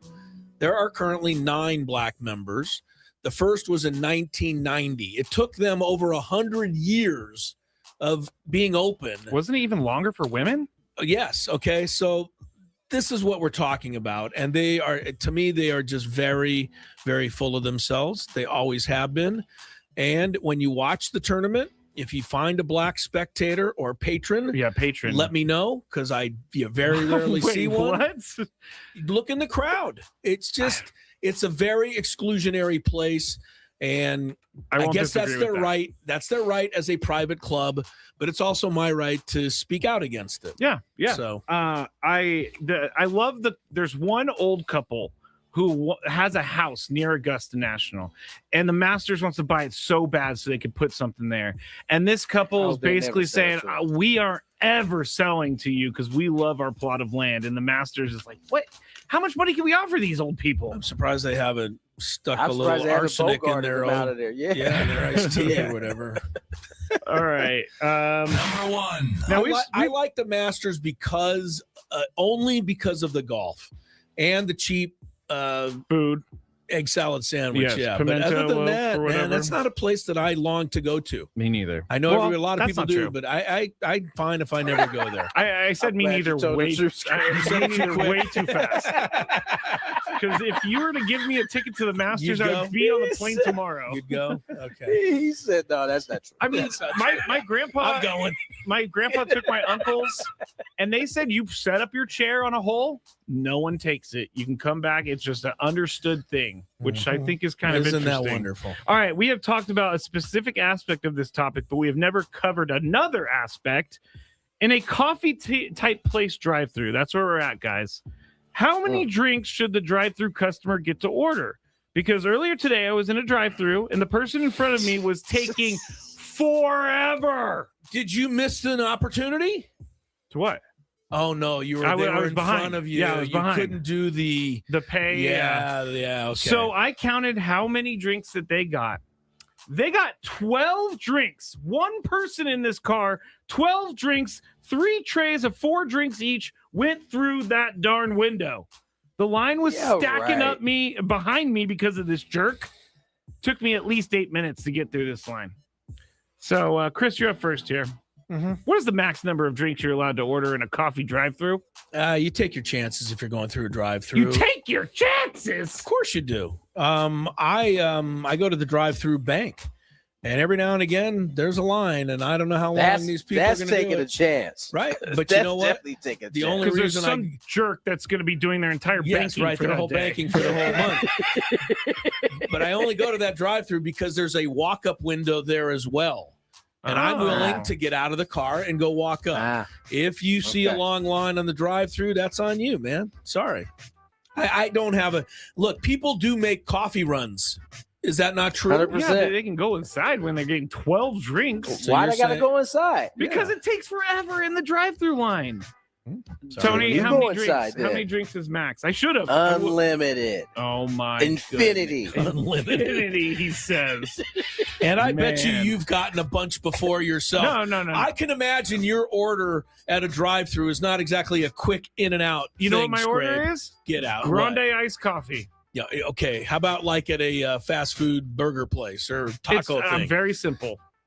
You got more than a few items. I know you. Oh, a few You items. don't get out of there with like one order. Yeah, get a burrito and some rolled tacos. That takes the same amount of time to make. I don't know. I have a feeling we're going to talk about this again at some point. We'll be back soon.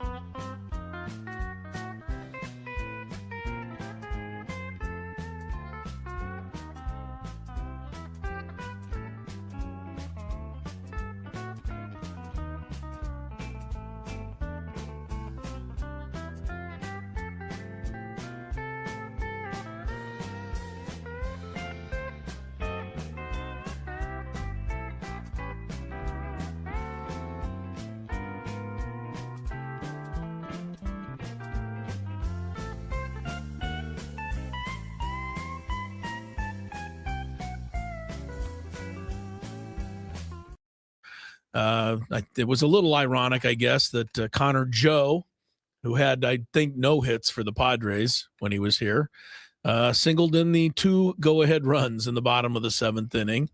You never know what is going to happen. Jose Miranda also homered for the Padres, a corner infielder signed in free agency, had been with the Twins for the last 4 years. If you don't recognize that name, he did have a 15 home run season a couple of years ago for Minnesota. Mason Miller pitched today, Tony Gwynn Jr., and gave up a hit. Come on, what's going on here? You're bearing the lead. Yeah, I'll get to it. Okay, I'm just going to the little stuff first. He gave up it. He is Isn't that something? Being. Yeah, I know. Yes. He only struck out 2. That means that somebody else touched the ball against Mason Miller today. All right, the big news was the lineup. But I think Tony's right. It's too early to read everything into this, but Bogaerts did bat leadoff today. Merrill, Machado, Tatis. That was the first 4 in that order. As Craig Stammen said, we're looking at it. We're looking at everything, but we're going to look at this. And I don't think there's a whole lot more to say, but I think it's something to keep an eye on going forward. We'll see if that's what the Padres end up doing. Cronenworth started today. Castellanos played first base, made a nice defensive play out there. Campusano got the start behind the plate, went 2 for 2 on the ABS calls. Oh, yeah, that's what I want to talk to Tony as about. a catcher, but misfired on a call as a batter. Ty France was in there at the DH spot today. And the number 9 spot went to left fielder Nick Schnell. Can't tell you I'd ever heard that name before today, but he was in there as well. So back to the ABS thing, Tony Gwynn Jr., your thoughts on day 1? ABS? Yes, sir. What about it? Like, I thought it Did worked. It work good? Here's what I want to ask, because I've already identified one thing that I think is different. The catcher has a different view of the ball than the hitter. So do you think that we're going to see more catchers challenged than hitters? Because we saw Campy challenged twice from the catcher position, and he won. And then at the hitter position, he lost his challenge. I think as a catcher, you should have the best percentage. You literally have the best view of anybody, even the umpire, right? Because you're catching it. Now, the ones that the catchers are going to have a tough time with is probably the ball up, because in their minds, they've been taught for however long that the ball up is basically is at the letters, right? But we know that ABS isn't going to quite have it. It's going to be tailored. And so I think that's the one that the catchers are going to get wrong more than they get right. The bottom, as we saw today, Campy, I mean, we're talking less than an inch on both of those, and he had it spot on. Yeah. When we used to play pickup games in practice, I would think you guys did the same, Tony, but the catchers just called balls and strikes. Did you do that, or did you have somebody always behind? I feel like somebody was behind. Okay.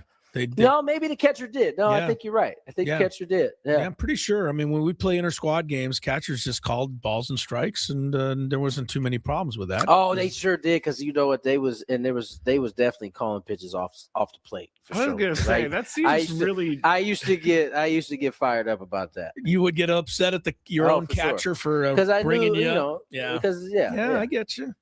That seems like it's like in basketball, when you have to call your own foul. No one ever calls a foul that they all agree on. No, that's why you call your own, though. That's why if you call it, you get it. I do have a lesson that I learned from my friend Damon Harvey, who I played a lot of pickup with. He was a baseball player at San Diego State as well. And I once was playing pickup half court with Damon. He was on the other team, kind of took off down the lane. I stepped in for the charge. And Damon, you can't take a charge. Thank you. Damon looked at me and he said, "Ain't no taking a charge in a pickup game. Even I know that. That foul's on you." And I'm like, "What?" Yeah, he's like, "Get out of here." It was actually a blocking foul. Well, he just said, "You don't take a charge in a pickup game," but I had to learn my lesson. I didn't know. I'll tell you. I mean, I won't tell you the story. I'll just tell you that there was almost a family fight over a charge call in a pickup game. Yeah. Wow. So it's a So big wait, deal. the You can't do defender that. called charge.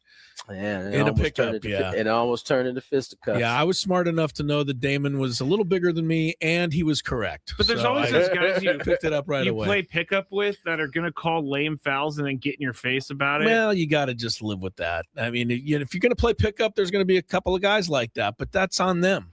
I've never really, been too worried about it. It makes me angry. Pickup's fun. What do you call your own, Tony, when you guys got the Preller game, or do you don't have an official there, do you? No. We They call have our an own. official, yes. If you ever want an official, Tony, I'd love to wheel up there there at we go. 5 a.m. But you know I what? doubt it. I think it would be bad because Preller would probably scream at me if I, made a call that he didn't appreciate. So He definitely would let you know. For yeah, sure. so I No, probably, we call our own fouls, but I try not to call too many fouls. yeah. Play I through it. thought that was funny when I went to call I got up and pointed the other way, and he's like, "What are you doing?" He got up like, Yeah. I took a charge. That's charge, man. He goes. I mean, without being crazy, but he's like, "You are such a dorky white guy. Get out of the way and give me the ball." Like, if we're talking about pickup basketball, the one thing I've hated since the beginning of pickup basketball is shirts versus skids. Yeah, that part I've never liked. Absolutely. No one's ever liked that, though, right? Has It was anyone ever cool. liked It was cool in high school because everybody had their little fake buff bodies at that time, and nobody was extra hairy. Usually, like there was no, But once the hair started getting involved, man, it was like, nah, I'm good. Yeah, I don't need to be like posting or trying to defend a guy posting up with no shirt on. It's disgusting. No, he just scores. That guy scores. Just go around me, please. You just hope he It misses. reminds me of grab the Along Came rebound. Paulie when they're playing basketball and the guy's like Oh, yeah, hairy, Ben gross Stiller. body. Wasn't that like- Ben Stiller? It was trying to Ben guard him? Stiller. Yeah, Ben Yeah. Stiller was trying to guard him. Oh, That was so not gross. Yeah, well, that's the way that was. That was disgusting. And it's in That slow mo. That was my man who passed away, right? Let It Rain. Yeah, it's Philip Seymour Hoffman. Yeah. He was a good actor. By the way, our guy Buster Only. Rain Man. Buster Only's been coming And up. we got a word. Sorry, Chris. And we got a word that I'd never heard before that movie, which is combining of two words. And you know what I'm talking about. Along right? Came Paulie. Yeah, Along Came Paulie. When you Don't recall pass it. gas, but you have product. Nope. Oh yes. Yeah, I got that word from there. That's gross. Let me get to some hard hitting news out He's of like, that. hold on. I just did it. He's like, right now. I'll tell you what it is. The break, Chris. No, I want to get away from it. I don't ever want to know. We have hard hitting news. Okay, go ahead. Give me a sounder. I need a sounder to break the momentum. This just came in like within the I hour. gotta find it. I don't know if Tony's even aware of it. He probably is. Never mind. I can't find Jeez it. Louise. I'm sorry, I can't Greg. find it. San Diego Padres reliever Yuki Matsui. Oh, here it is. Thank you. All right, very good. San Diego Padres reliever Yuki Matsui injured batting practice session, left groin tightness. And Craig Stammen said, he said he thinks, honestly, this puts the WBC in question for Matsui. The entire WBC. That didn't come down That didn't come down in the last hour. That came out this morning. All right, so you had it. We just haven't mentioned it. Oh yes, he had a little tightness in his groin. Okay. And he said ultimately it's going to be Yuki's decision, but he did say that it does put it into some type of, I don't know if he's used the word jeopardy, but he definitely said put it into question. Oh, that was question. the word that Yeah. Stammen used. Yeah. Stammen also said that Matsui could be back to playing catch this weekend, but whether he's able to ramp up to WBC ability is probably in question. Let's see. Left-hander ended a batting practice session early. So that means he was swinging the bat? No, he was pitching. Oh, that's right. But batting practice, why would he be even taking batting practice? We don't hit anymore. All right. No. Sorry about that. Good. He's day-to-day. It's all good. As the rest of us are. What do you think of Yuki Matsui, Tony? We never talk about Yuki. What kind of guy is he? Is he? I mean, Yuki did a good job last year. I think overall, yeah, pretty good, right? I mean, you look at two guys that probably get a worse rap than they should based on their numbers. Him and Peralta. It's Yuki and Peralta. Yeah, they both had good seasons. I think I like Yuki. I think he's he's better against certain guys. I think you find the lanes for him. And listen, he doesn't have to be a guy that pitches a lot when you have the type of bullpen that you have, and he's shown that he can come in and get some key outs too. The one thing I would say, a couple things. Yuki came to the Padres, and maybe this was just the fault of whoever was promoting him, but I thought he was like in the running to be the closer, like right with he and Suarez. And Suarez ended up being the closer. Yuki still only has one save since he's been here. So I wonder, has he ever felt like looked a little disappointed with his role, Tony? I know there's the language gap there, but how does he get along with this club? Pretty good still? It gets along great. Yeah. Okay. I don't even think it doesn't appear to seem that he is worried or wants that position. I think he recognizes the dudes he's teammates with that are all relievers. Right. All right. I always, we never think about it, but a guy like Yuki Matsui is in a totally foreign country, halfway around the world, living his life. It's got to be a challenge to a certain extent. Now Darvish is off the team now, at least he's still around. Okay, but who does Yuki going to hang out with, right? I mean, those are important things in the course of a long season. You don't want everybody just going back to their room, 20 guys, 20 taxi cab thing. They are, but this is year 3 for Yuki? Yeah. So he's probably. I think at this point he's, at least with the Padres, he's probably pretty well acclimated.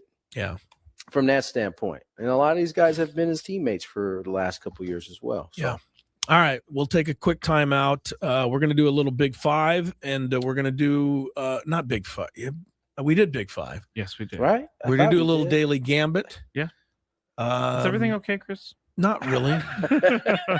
It's Friday, everyone. Tony's the one that's tired, but I'm the one acting like I'm tired. More Gwynn and Chris coming up. From the 8-5.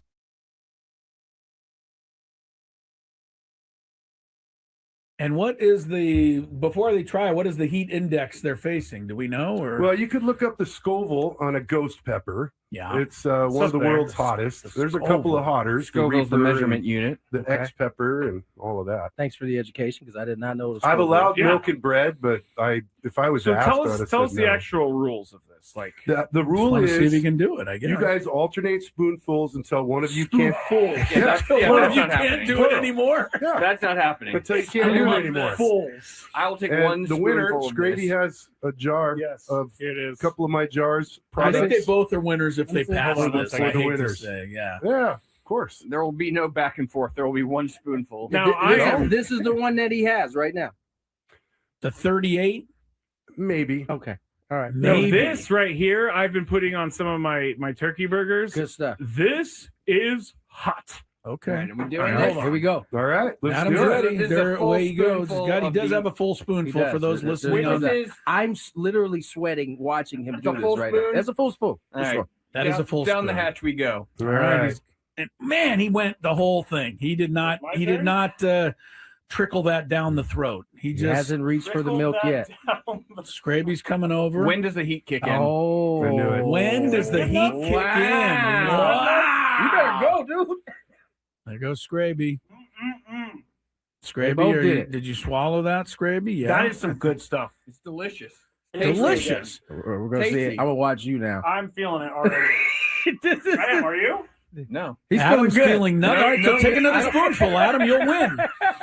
Oh, come on. Now we're double dipping. He's all one can't put your spoonful. same That's spoon not in what there. the competition's all about. We always said Spoonful that. too? Yeah, go for Oh, it. yeah. I always said that Adam Klug was kind of had a. I at least used a different spoon, no double dipping. All right. I didn't know where I don't. I think always it thought matters. Adam Klug had a cold persona, but evidently it's just the opposite. All right, Big he boss is Michael handling Bowles this. in the YouTube chat, by the way. What you waiting on? You let half of it drip in your hand. Oh, okay. Scraby, where are you? Let me see. I'm just looking at Adam, and Adam's not having any problem at all. Look at you, Adam. Adam is backed up. But this I must tell you, Tony, that Adam has cashed the check. Yeah, he did. Yeah, he cashed You his said I check. wouldn't be able to cash. I did. No, you I cashed sure it, did. man. You proved cashed me it wrong, for my sure. friend. Scraby? I gotta tell you though, this is further proof that whatever we got him with that tie, The tie thing, was yeah, 'cause super weak. this is less than a 10, he's right? He's over here having a difficult time. You're turning a little red, The tie Scraby. was just as bad. You're turning a little red. By the way, this is delicious. Oh my God! he's He's going going there. another one. Yes. Come on, Adam. Wow, you're gonna have to come back in 6 months with like an 88. Oh, it's 38. We'll have to go with the higher Scoville next time. All right. Oh, wow. Look at this guy. He's talking trash now. Well, he I haven't had a sip of milk or bread. He hasn't even reached for it. No, he doesn't came out even of the need the gates bread. talking trash. All right. All right. Now I'm going to take another one. What? Well, Why you got are to hold doing another this to spoon. yourself? No, because I don't want. You don't want Adam to say he By has the way, wing sauce, yeah, baby. get the whole Full spoon, get the same baby. thing that he's dropping it all in there. Keep the studio clean. It's all anybody's Big worried boss about. Michael watching over here. Come on. Woo, boy, Scrabe, get back in front of the camera. Your face is red, Scrabe, isn't it, Tony? Are you I'm seeing sweating. the same thing? You are sweating. Your face is definitely. Why do you keep doing this? You're not feeling anything? Adam hasn't even Anything? moved over I there. feel a 1 or maybe a 2 out of 10 here. Wow. Adam That's ridiculous Klug. because I'm. Wow. Adam Klug is a tough Maybe he's son of not a bent gun. over the trash can. No, over I had there. to spit. I was going to say, it looks like Adam Klug may be producing the rest of the show because he's fine. Scraby may need Scraby's to going to go the get bed. Yeah, assistance. Here's what the milk do. It might Frank work predicted better. that. No. Oh, did he? Frank Scraby's having predicted that. bread. Oh yeah, that Adam would just cruise through this with Frank no problem. predicted this. He did. Frank on the last show. I said know you Adam had would it have like no that. problem. He did. I got a newfound respect from Tony Gwynn Jr. Yes, here. you do. So- all right. So Scraby has the prizes for you, Adam. You have one, a jar of the ghost. You can have pepper as much of this salsa as you want at all and times. the Yeah. Mr. Lane's Roasty 38 chili powder. You should let me have that chili powder though. I think I do. I think I would do more damage. Started with off this. giving me the mild. And what is before they try, what is the heat index they're facing? Do we know? Or Well, you could look up the Scoville on a ghost pepper. yeah. It's one of the Suspect. world's hottest. There's a couple of hotters. Scoville's the Reaper measurement and unit. the Okay. X pepper and all of that. Thanks for the education because I did not know. I've allowed Yeah. milk and bread, but if I was So asked, tell I'd us have tell us said the no. actual rules of this. Like The rule Want to see if you is can do it. I guess you guys alternate spoonfuls until one of you can't. That's one of that's you not can't happening. do it anymore. Yeah, That's not happening. until you can't do it anymore. fools. I will take one And the winner, spoonful of Scraby, this. has a jar Yes, of it is. a couple of my jars. I think products. they both are winners if they pass Hold on, this. for I the hate to winners. say, yeah. Yeah, of course. There will be no back and forth. There will be one spoonful. Now I am. This is the one that he has right now. The 38, Maybe. Okay. All right. No, maybe. this right here, I've been putting on some of my turkey burgers. Good stuff. This is hot. Okay. All right, are we doing All right, this? hold on. Here we go. All right, let's Adam's do it. ready. This is a There, full away he goes. spoonful God, he of does the- have a full spoonful He for does. those listening. Wait, on this that. is I'm literally sweating watching him That's do a this full right now. spoon? That's a full spoon. all For right. sure. That is a full down the spoon. hatch we go. All All right. right. And man, he went the whole thing. He did not. My He did turn? not trickle that down the throat. He He just. hasn't reached for the milk yet. Scraby's coming over. When does the heat kick in? Oh, I knew it. When does the heat kick in? Wow. You better go, dude. There goes Scraby. They Scraby, both are did you, it. did you swallow that, Scraby? Yeah. That is some good stuff. It's delicious. delicious. We're gonna see Tasty. it. I'm gonna watch you now. I'm feeling it already. I am. Are you? No. He's Adam's feeling good. feeling nothing. No, All right, so no, take I another don't- spoonful, Adam. You'll win. Oh, come on. Now we're double dipping. Yeah, he's all you one can't put your spoonful. same That's spoon not in what there. the competition's all about. We always said Spoonful that. two. Yeah, go for Oh it. yeah. I always said that Adam Klug was kind of had a. I at least used a different spoon. No double dipping. All right. I didn't know where. I don't. I Think always it thought matters. Adam Klug had a cold persona, but evidently it's just the opposite. All right. Big He boss is Michael handling Mounds this. in the Wait, YouTube now, chat, dog. by the way. Which way though? You let laughing it drip in your hand. Oh, okay. Scraby, where are you? Let me see. Okay. I'm just looking at Adam, and Adam's not having any problem at all. Look at you, Adam. Adam is backed up. College But boy. this I must tell you, Tony, hold on. that Adam has cashed the check. Yeah, he did. Yeah, he did. cashed You said his I wouldn't check. be able to cash I it. did. No, you I cashed sure it, did. man. You proved cashed me it wrong, for my sure. friend. I Scraby, gotta tell you though, this is further proof that whatever we got him with that tie, the tie thing, was yeah, super weak. this is less than a 10, right? He's over here having a difficult time. You're turning a little red. The tie Scrape. was just as bad. You're turning a little red. By the way, this is delicious. Oh my God! He's going He's for one. Yes. Come on, Adam. Wow. I think somebody's pumping. What's that? In the movies when they laughing gas? No, not laughing gas. Sleeping gas. Oh, into the Bill House studios today. Tired all of a sudden? I'm a little tired, yeah. And I think looking at Tony in the on the chat is probably not helping. He's tired too. He did a ball game today. The Padres lost it to the Mariners 7-4. More Padre baseball tomorrow at noon from Surprise. And who they playing? Rangers? Royals tomorrow. Oh yeah, okay. remember they're going to go face their old battering Burger all of their and Waka, Burger, Lugo. Waka, Lugo. Yeah, get to see everybody and Elias Diaz signed over there with the Royals today. If you didn't get that, did he really? Tony. I didn't see that. All right, well, you might see old Elias tomorrow. I never did figure out how to properly pronounce his first name. Like the whole season went by, and I never quite got it comfortably. It was always different. That was for sure. Yeah. All right. Well, let's just do Mick Cronin here, because then if we start him at 5:30, we'll stay on the air till 8 o'clock tonight, because we can't.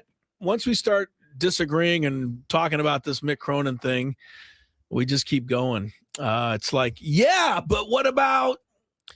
So anyway, the latest with Mick Cronin. Last night, Tony sent me something from L.A. It was a couple of radio guys, and they were saying, why is everybody upset at Mick Cronin? Get over yourself. And it was funny when you sent me that, Tony, because I had just read the column written by Bill Plaschke in the LA Times, which called for him to be fired. Oh, wow. And Plaschke, cited a whole bunch of reasons why. They took a shot at Plaschke. They on did, that bad boy. right? And in the radio thing, they told Plaschke to calm the hell down. So there's two sides of this. Everybody knows what happened, I think, by now with Mick Cronin. I'm not going to give up my stance that I think, embarrassing a player by sending him to the locker room was kind of a bully move. I think Tony agrees with that, but not to the same extent I do. And I don't necessarily think it's a bully move. I think he overreacted. Okay, right. Yeah, a different way of looking at it.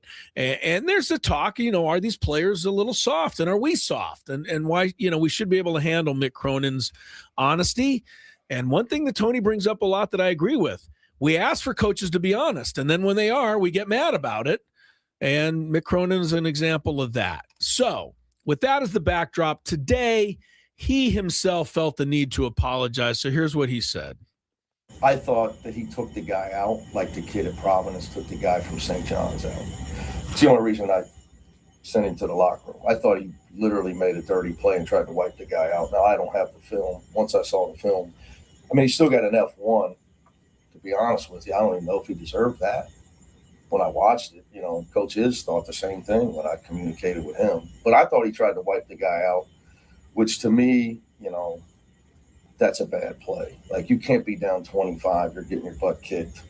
Don't try to take somebody out, hurt somebody on the other team to me. But, I was wrong. I apologize to him. That being said, the brand's important to me. So I need to dial back some of my humor, Ben, so I apologize. Sometimes I'm too candid, like, for example, talking about how bad our flight was after the NCAA tournament. I'm lucky to coach here.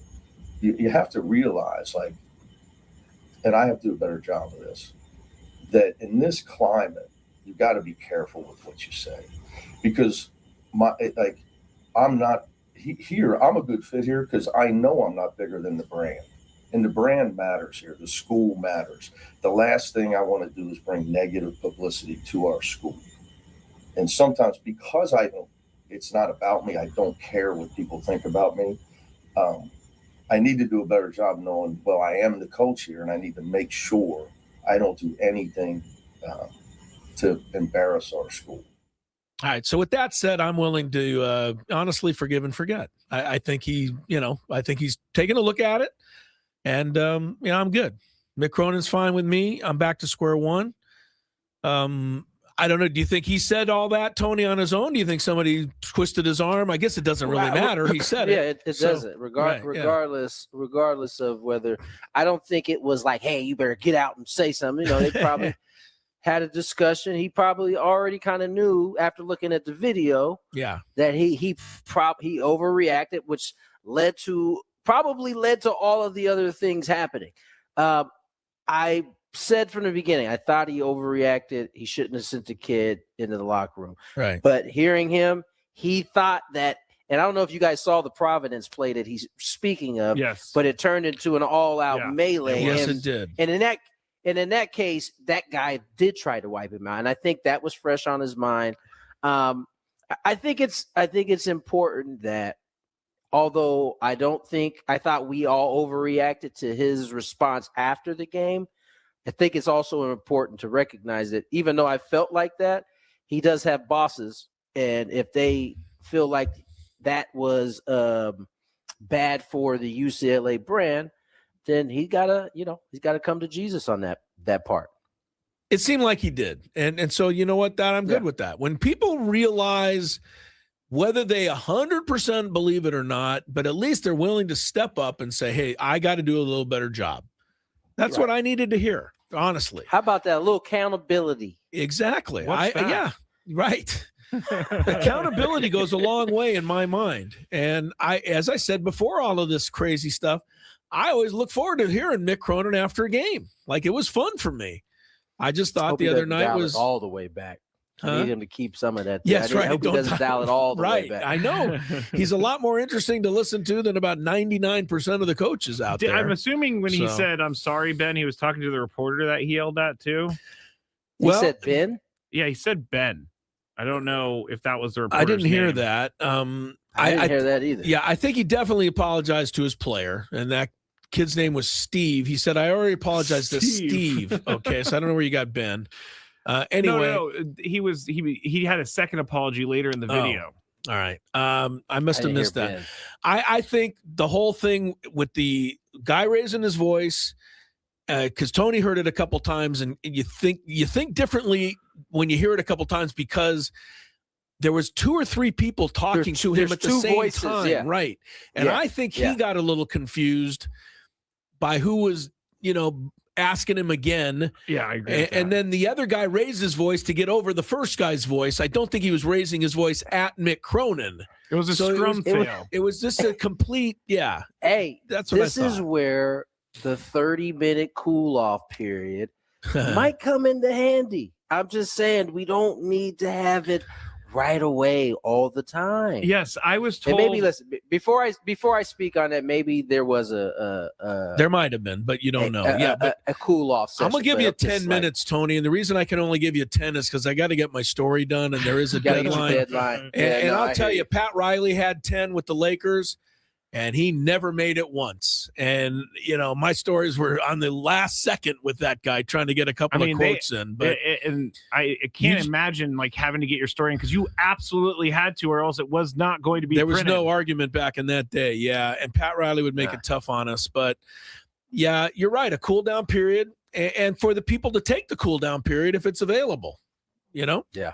They got to know. I mean, it's like after the Padres lost to the Cubs last year, when Manny got angry about a couple questions, and it was like, "Oh, he makes so much money. He should be." It's that. I don't know. The season just ended. I think give him 10 minutes, 15 minutes to kind of cool off a little bit. I think if you ask him a question like was asked last year, and it was our guy Jake, wasn't it? Who asked it? Okay, and I love Jake. I love Jake.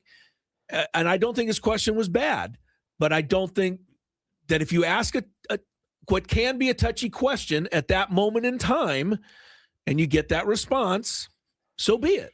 Yeah, that's just part of what that's part of the deal. Did you guys see the spring to first full day of camp? No, they did the scrub, and then Jake was over there, and Manny was like, "Hey, you got a question for me today?" See, there he goes. Manny extending the olive and branch. we don't see those things, right? No, we don't see those things. Funny. So that's true. All right, good. Mick Cronin, you're back in our good graces, but if you lose tomorrow by 30, Be careful. And they're playing Illinois tomorrow. They could lose by 30, by the way. They could. All right. We'll do some Gambit. Look ahead to the weekend. There's a lot of really good games and stuff coming up. So stick around with Gwynn and Chris. Hey, it's Ben and Woods. We love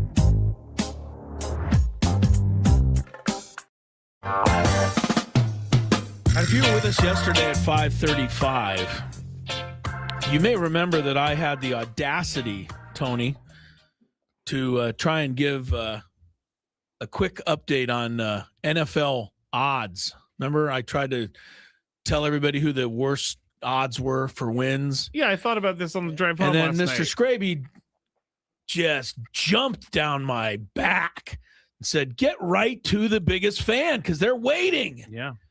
Similar situation right now. So I'm going to get to the biggest fan before he gets all upset. Congratulations to today's biggest fan, Ed Drobnicki. Drobnicki. Ed Drobnicki of Escondido. Ed, give us a holler here. Next 10 minutes, 833-288-0973. If you do it, you'll qualify for the big grand prize. 20 tickets for you, your friends, and everybody a night in our Odyssey suite at the Padre game. The fan staff will be there, and Spiros is going to cater it. So Ed Drobnicki, 833-288-0973. If you know Ed, tell him to call.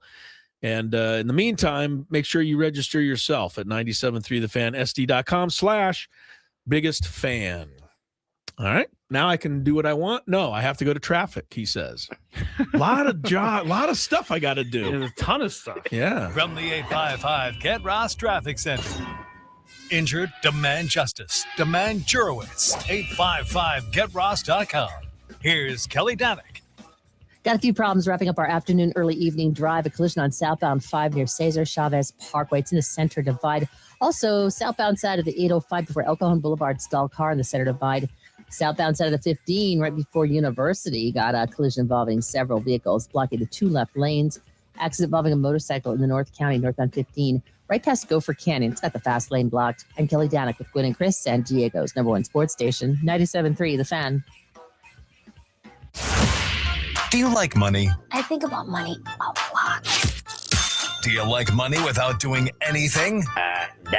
Winning. Do you want to make money while watching sports? I think Washington is immortal luck. Washington! Woohoo! If you answered yes, this is your segment. Just don't blame us when you lose. Nothing is ever your fault.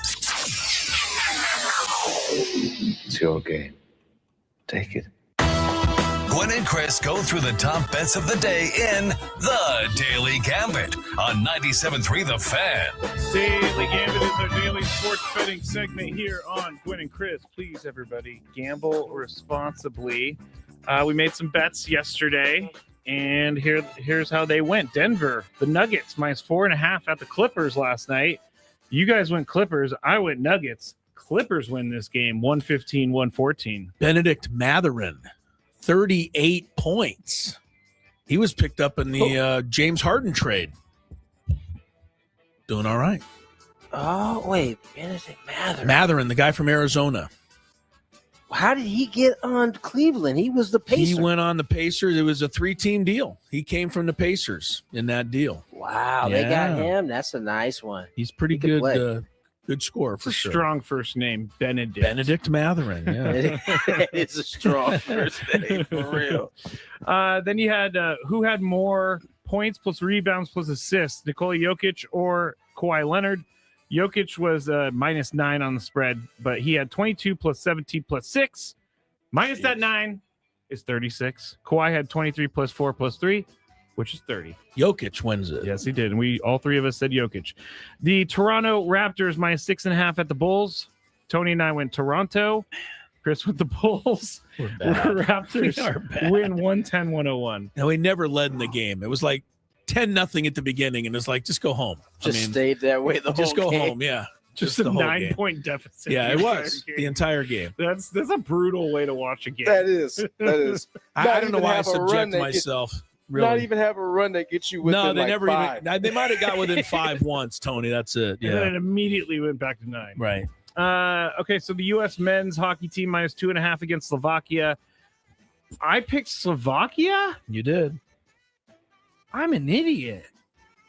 6-2 You said was the it. final. My goodness, I'm disappointed in myself. We went with America. You did.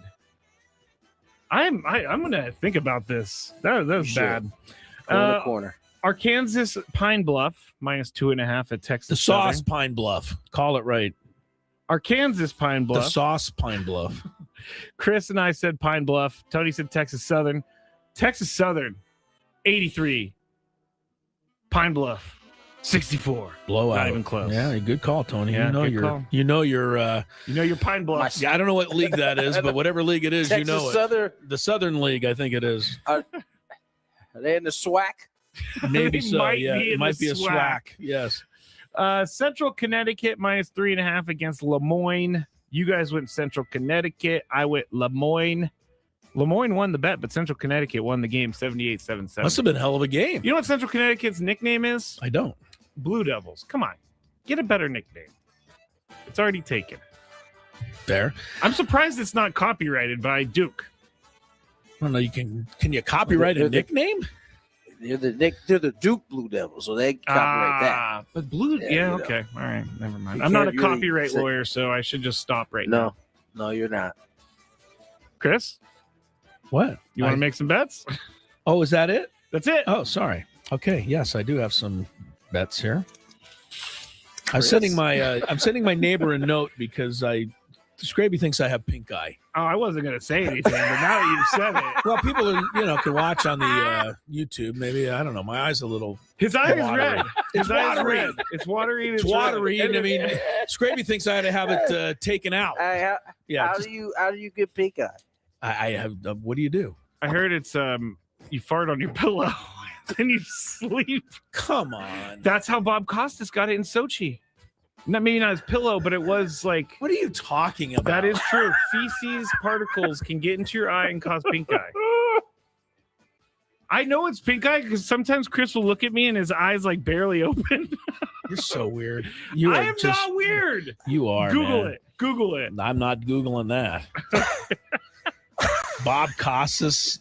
Remember that? If you wake up with like your eye like closed shut with eye boogers, yeah, you gonna have pink eye.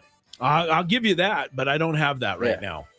Yeah, Scraby, you're a fool. Dude. Why? He's the one. I wasn't gonna say anything. I'm not letting you do a Friday show ever again. I wasn't gonna say anything. When are we gonna get it up? When are we gonna get the outside Bill House studio, Tony, so we can put him down the hall where he belongs? Wait, how did I get called a traitor the chat? We need the auxiliary Bill House studio for you. Gosh. People are like this whole pillow thing is really surprising some people, but thought that was common knowledge. Honestly. It's so not common knowledge, and it's so gross. You heard that in a movie, bro. I did. No. That's why I thought it was common knowledge. Then why did you bring up Bob Costas? Why did you throw Bob Costas under the bus? Because he had pink eye. You did throw Bob Costas under the bus, dude. Bob is doing nothing but minding his own business. Except for, Bob's pink eye was a Twitter account. Bad news right now. OKC 17.5 over Brooklyn. This is one of the best teams in the league. And I was worst. a traitor because I picked against America. You're right, M. McKee. I am a traitor. OKC 17.5.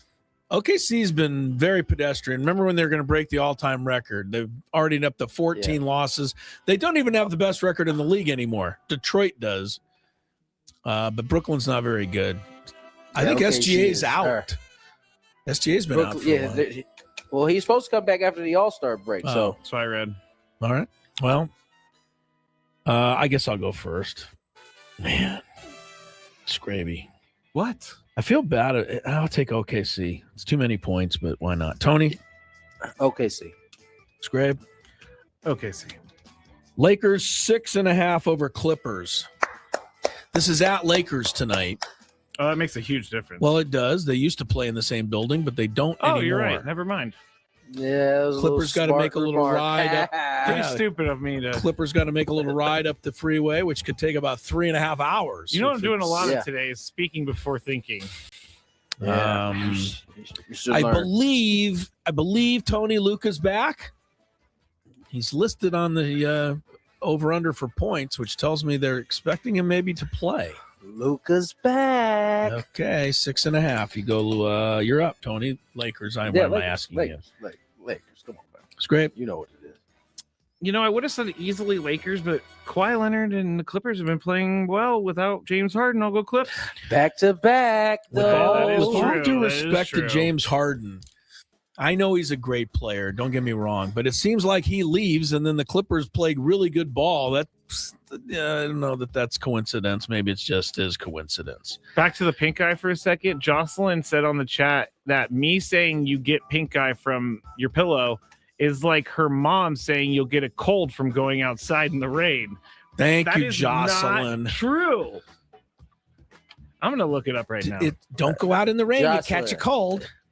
Listen, it's not that you go out in the rain, you catch colds. You come back in and you stay in that wet clothes. That's when you get sick. All right, I have news, everyone. By the way, can any of your kids go swimming after they eat, Tony, or do they have to wait 30 minutes?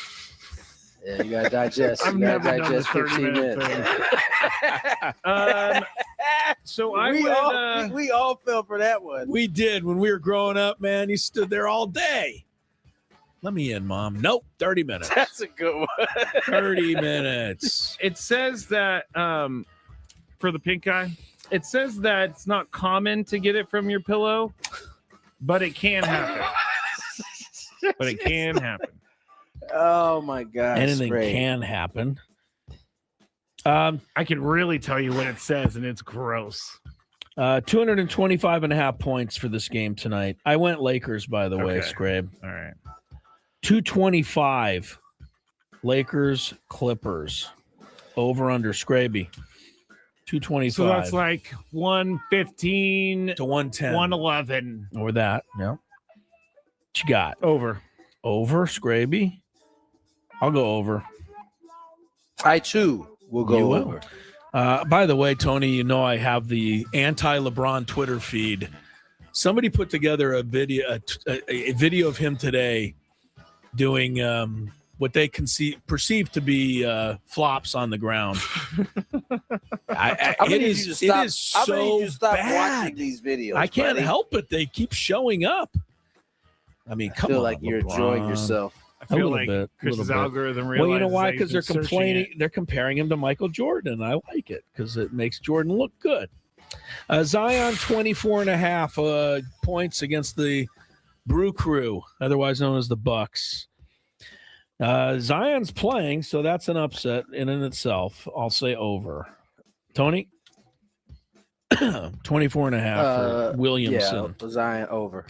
Over? Scrabe, you love your guy. I'll go over. I read something about him today. If he plays like 61 games this season, he ends up making $40 million, and he's at 42 games or something. So all you need to do is just dangle $40 million in front of him, and he'll figure it out. Don't worry about it. Miami of Ohio trying to stay unbeaten tonight. 7.5 over Bowling Green. Red Hawks, Tony. 7.5 at home over the Bowling Green. Supposed to know all these, but my friend Tim went to Bowling Green. Yeah, I really should know that. I'm gonna look it up. Look it up. Miami, Ohio Red Hawks. I know that. Tony, give me Miami, Ohio. They stay unbeaten. Scrape tonight. Falcons. Oh yes, Bowling Green Falcons. Is tonight the night? No. Bowling Green, you say? No, Miami. No, Miami. Yeah, I went against Miami last time, and it cost me. I'll take the Falcons. I'll take Bowling Green. Why not? Tomorrow is an unbelievable college basketball doubleheader. I don't know that this has ever happened this late in the season where the top 4 teams are playing each other on the same day, back to back. First up is Arizona at Houston. Houston's 4.5-point favorite, Scraby. Really? They are. At Houston. Arizona's not been playing well, so I'm going to go Houston. I'm going to take Houston. I got to take – I love Houston right now because they actually can score, and we know they can play defense, but I can't give Arizona 4.5 points. I got to take Arizona. Tony? Yeah, I'm taking Arizona. And then the second game is Duke and Michigan. Now, they're playing, I think, on a neutral floor. I don't know where it is, D.C. or New York, somewhere like that. It's not at either school. Michigan's favored by 2.5 over Duke. Washington, D.C. Okay, you're right. Thank you. Capital One Arena. Capital One if Arena. You're really looking for tickets, Chris. I'm not looking for tickets. I'm going to Michigan. Do they let you fly with pink eye? All right, I have to interrupt. Dr. Will, my neighbor, said, and you took a photo that I sent to him. Yeah. Here's what he wrote. This is doctor stuff. There is a little bit of white purulent. Okay. I don't even know what that is. He said, exudate in your tear duct, so it could be infected. Oh. That's it. You just need to cry more. No mention of pink eye, Scraby, so leave it alone before I get really angry. What's Duke's thing? Have you been rubbing your eye? Yes, I have, Will. I'll get back to him. All right, Michigan 2.5. We're doing all this stuff today. Trying to keep Tony awake for another 7 minutes. Michigan 2.5 over Duke. My turn. I have a weird feeling Michigan's just going to have one letdown game, but I'll take Michigan because I can't root for the crier. Tony? Michigan. Scrape? I'll go Michigan. Okay. And then we got one more tomorrow. Aztecs at Colorado State. 2.5. Aztecs favored. Aztecs. I know you're going. We're all going Aztec. Well, you and I are going Aztecs. I will on this one. They have to now. If they want any chance of an at-large, they're going to have to win all 5. I did notice that Lenardi dropped them to first 4 out today in the bracketology.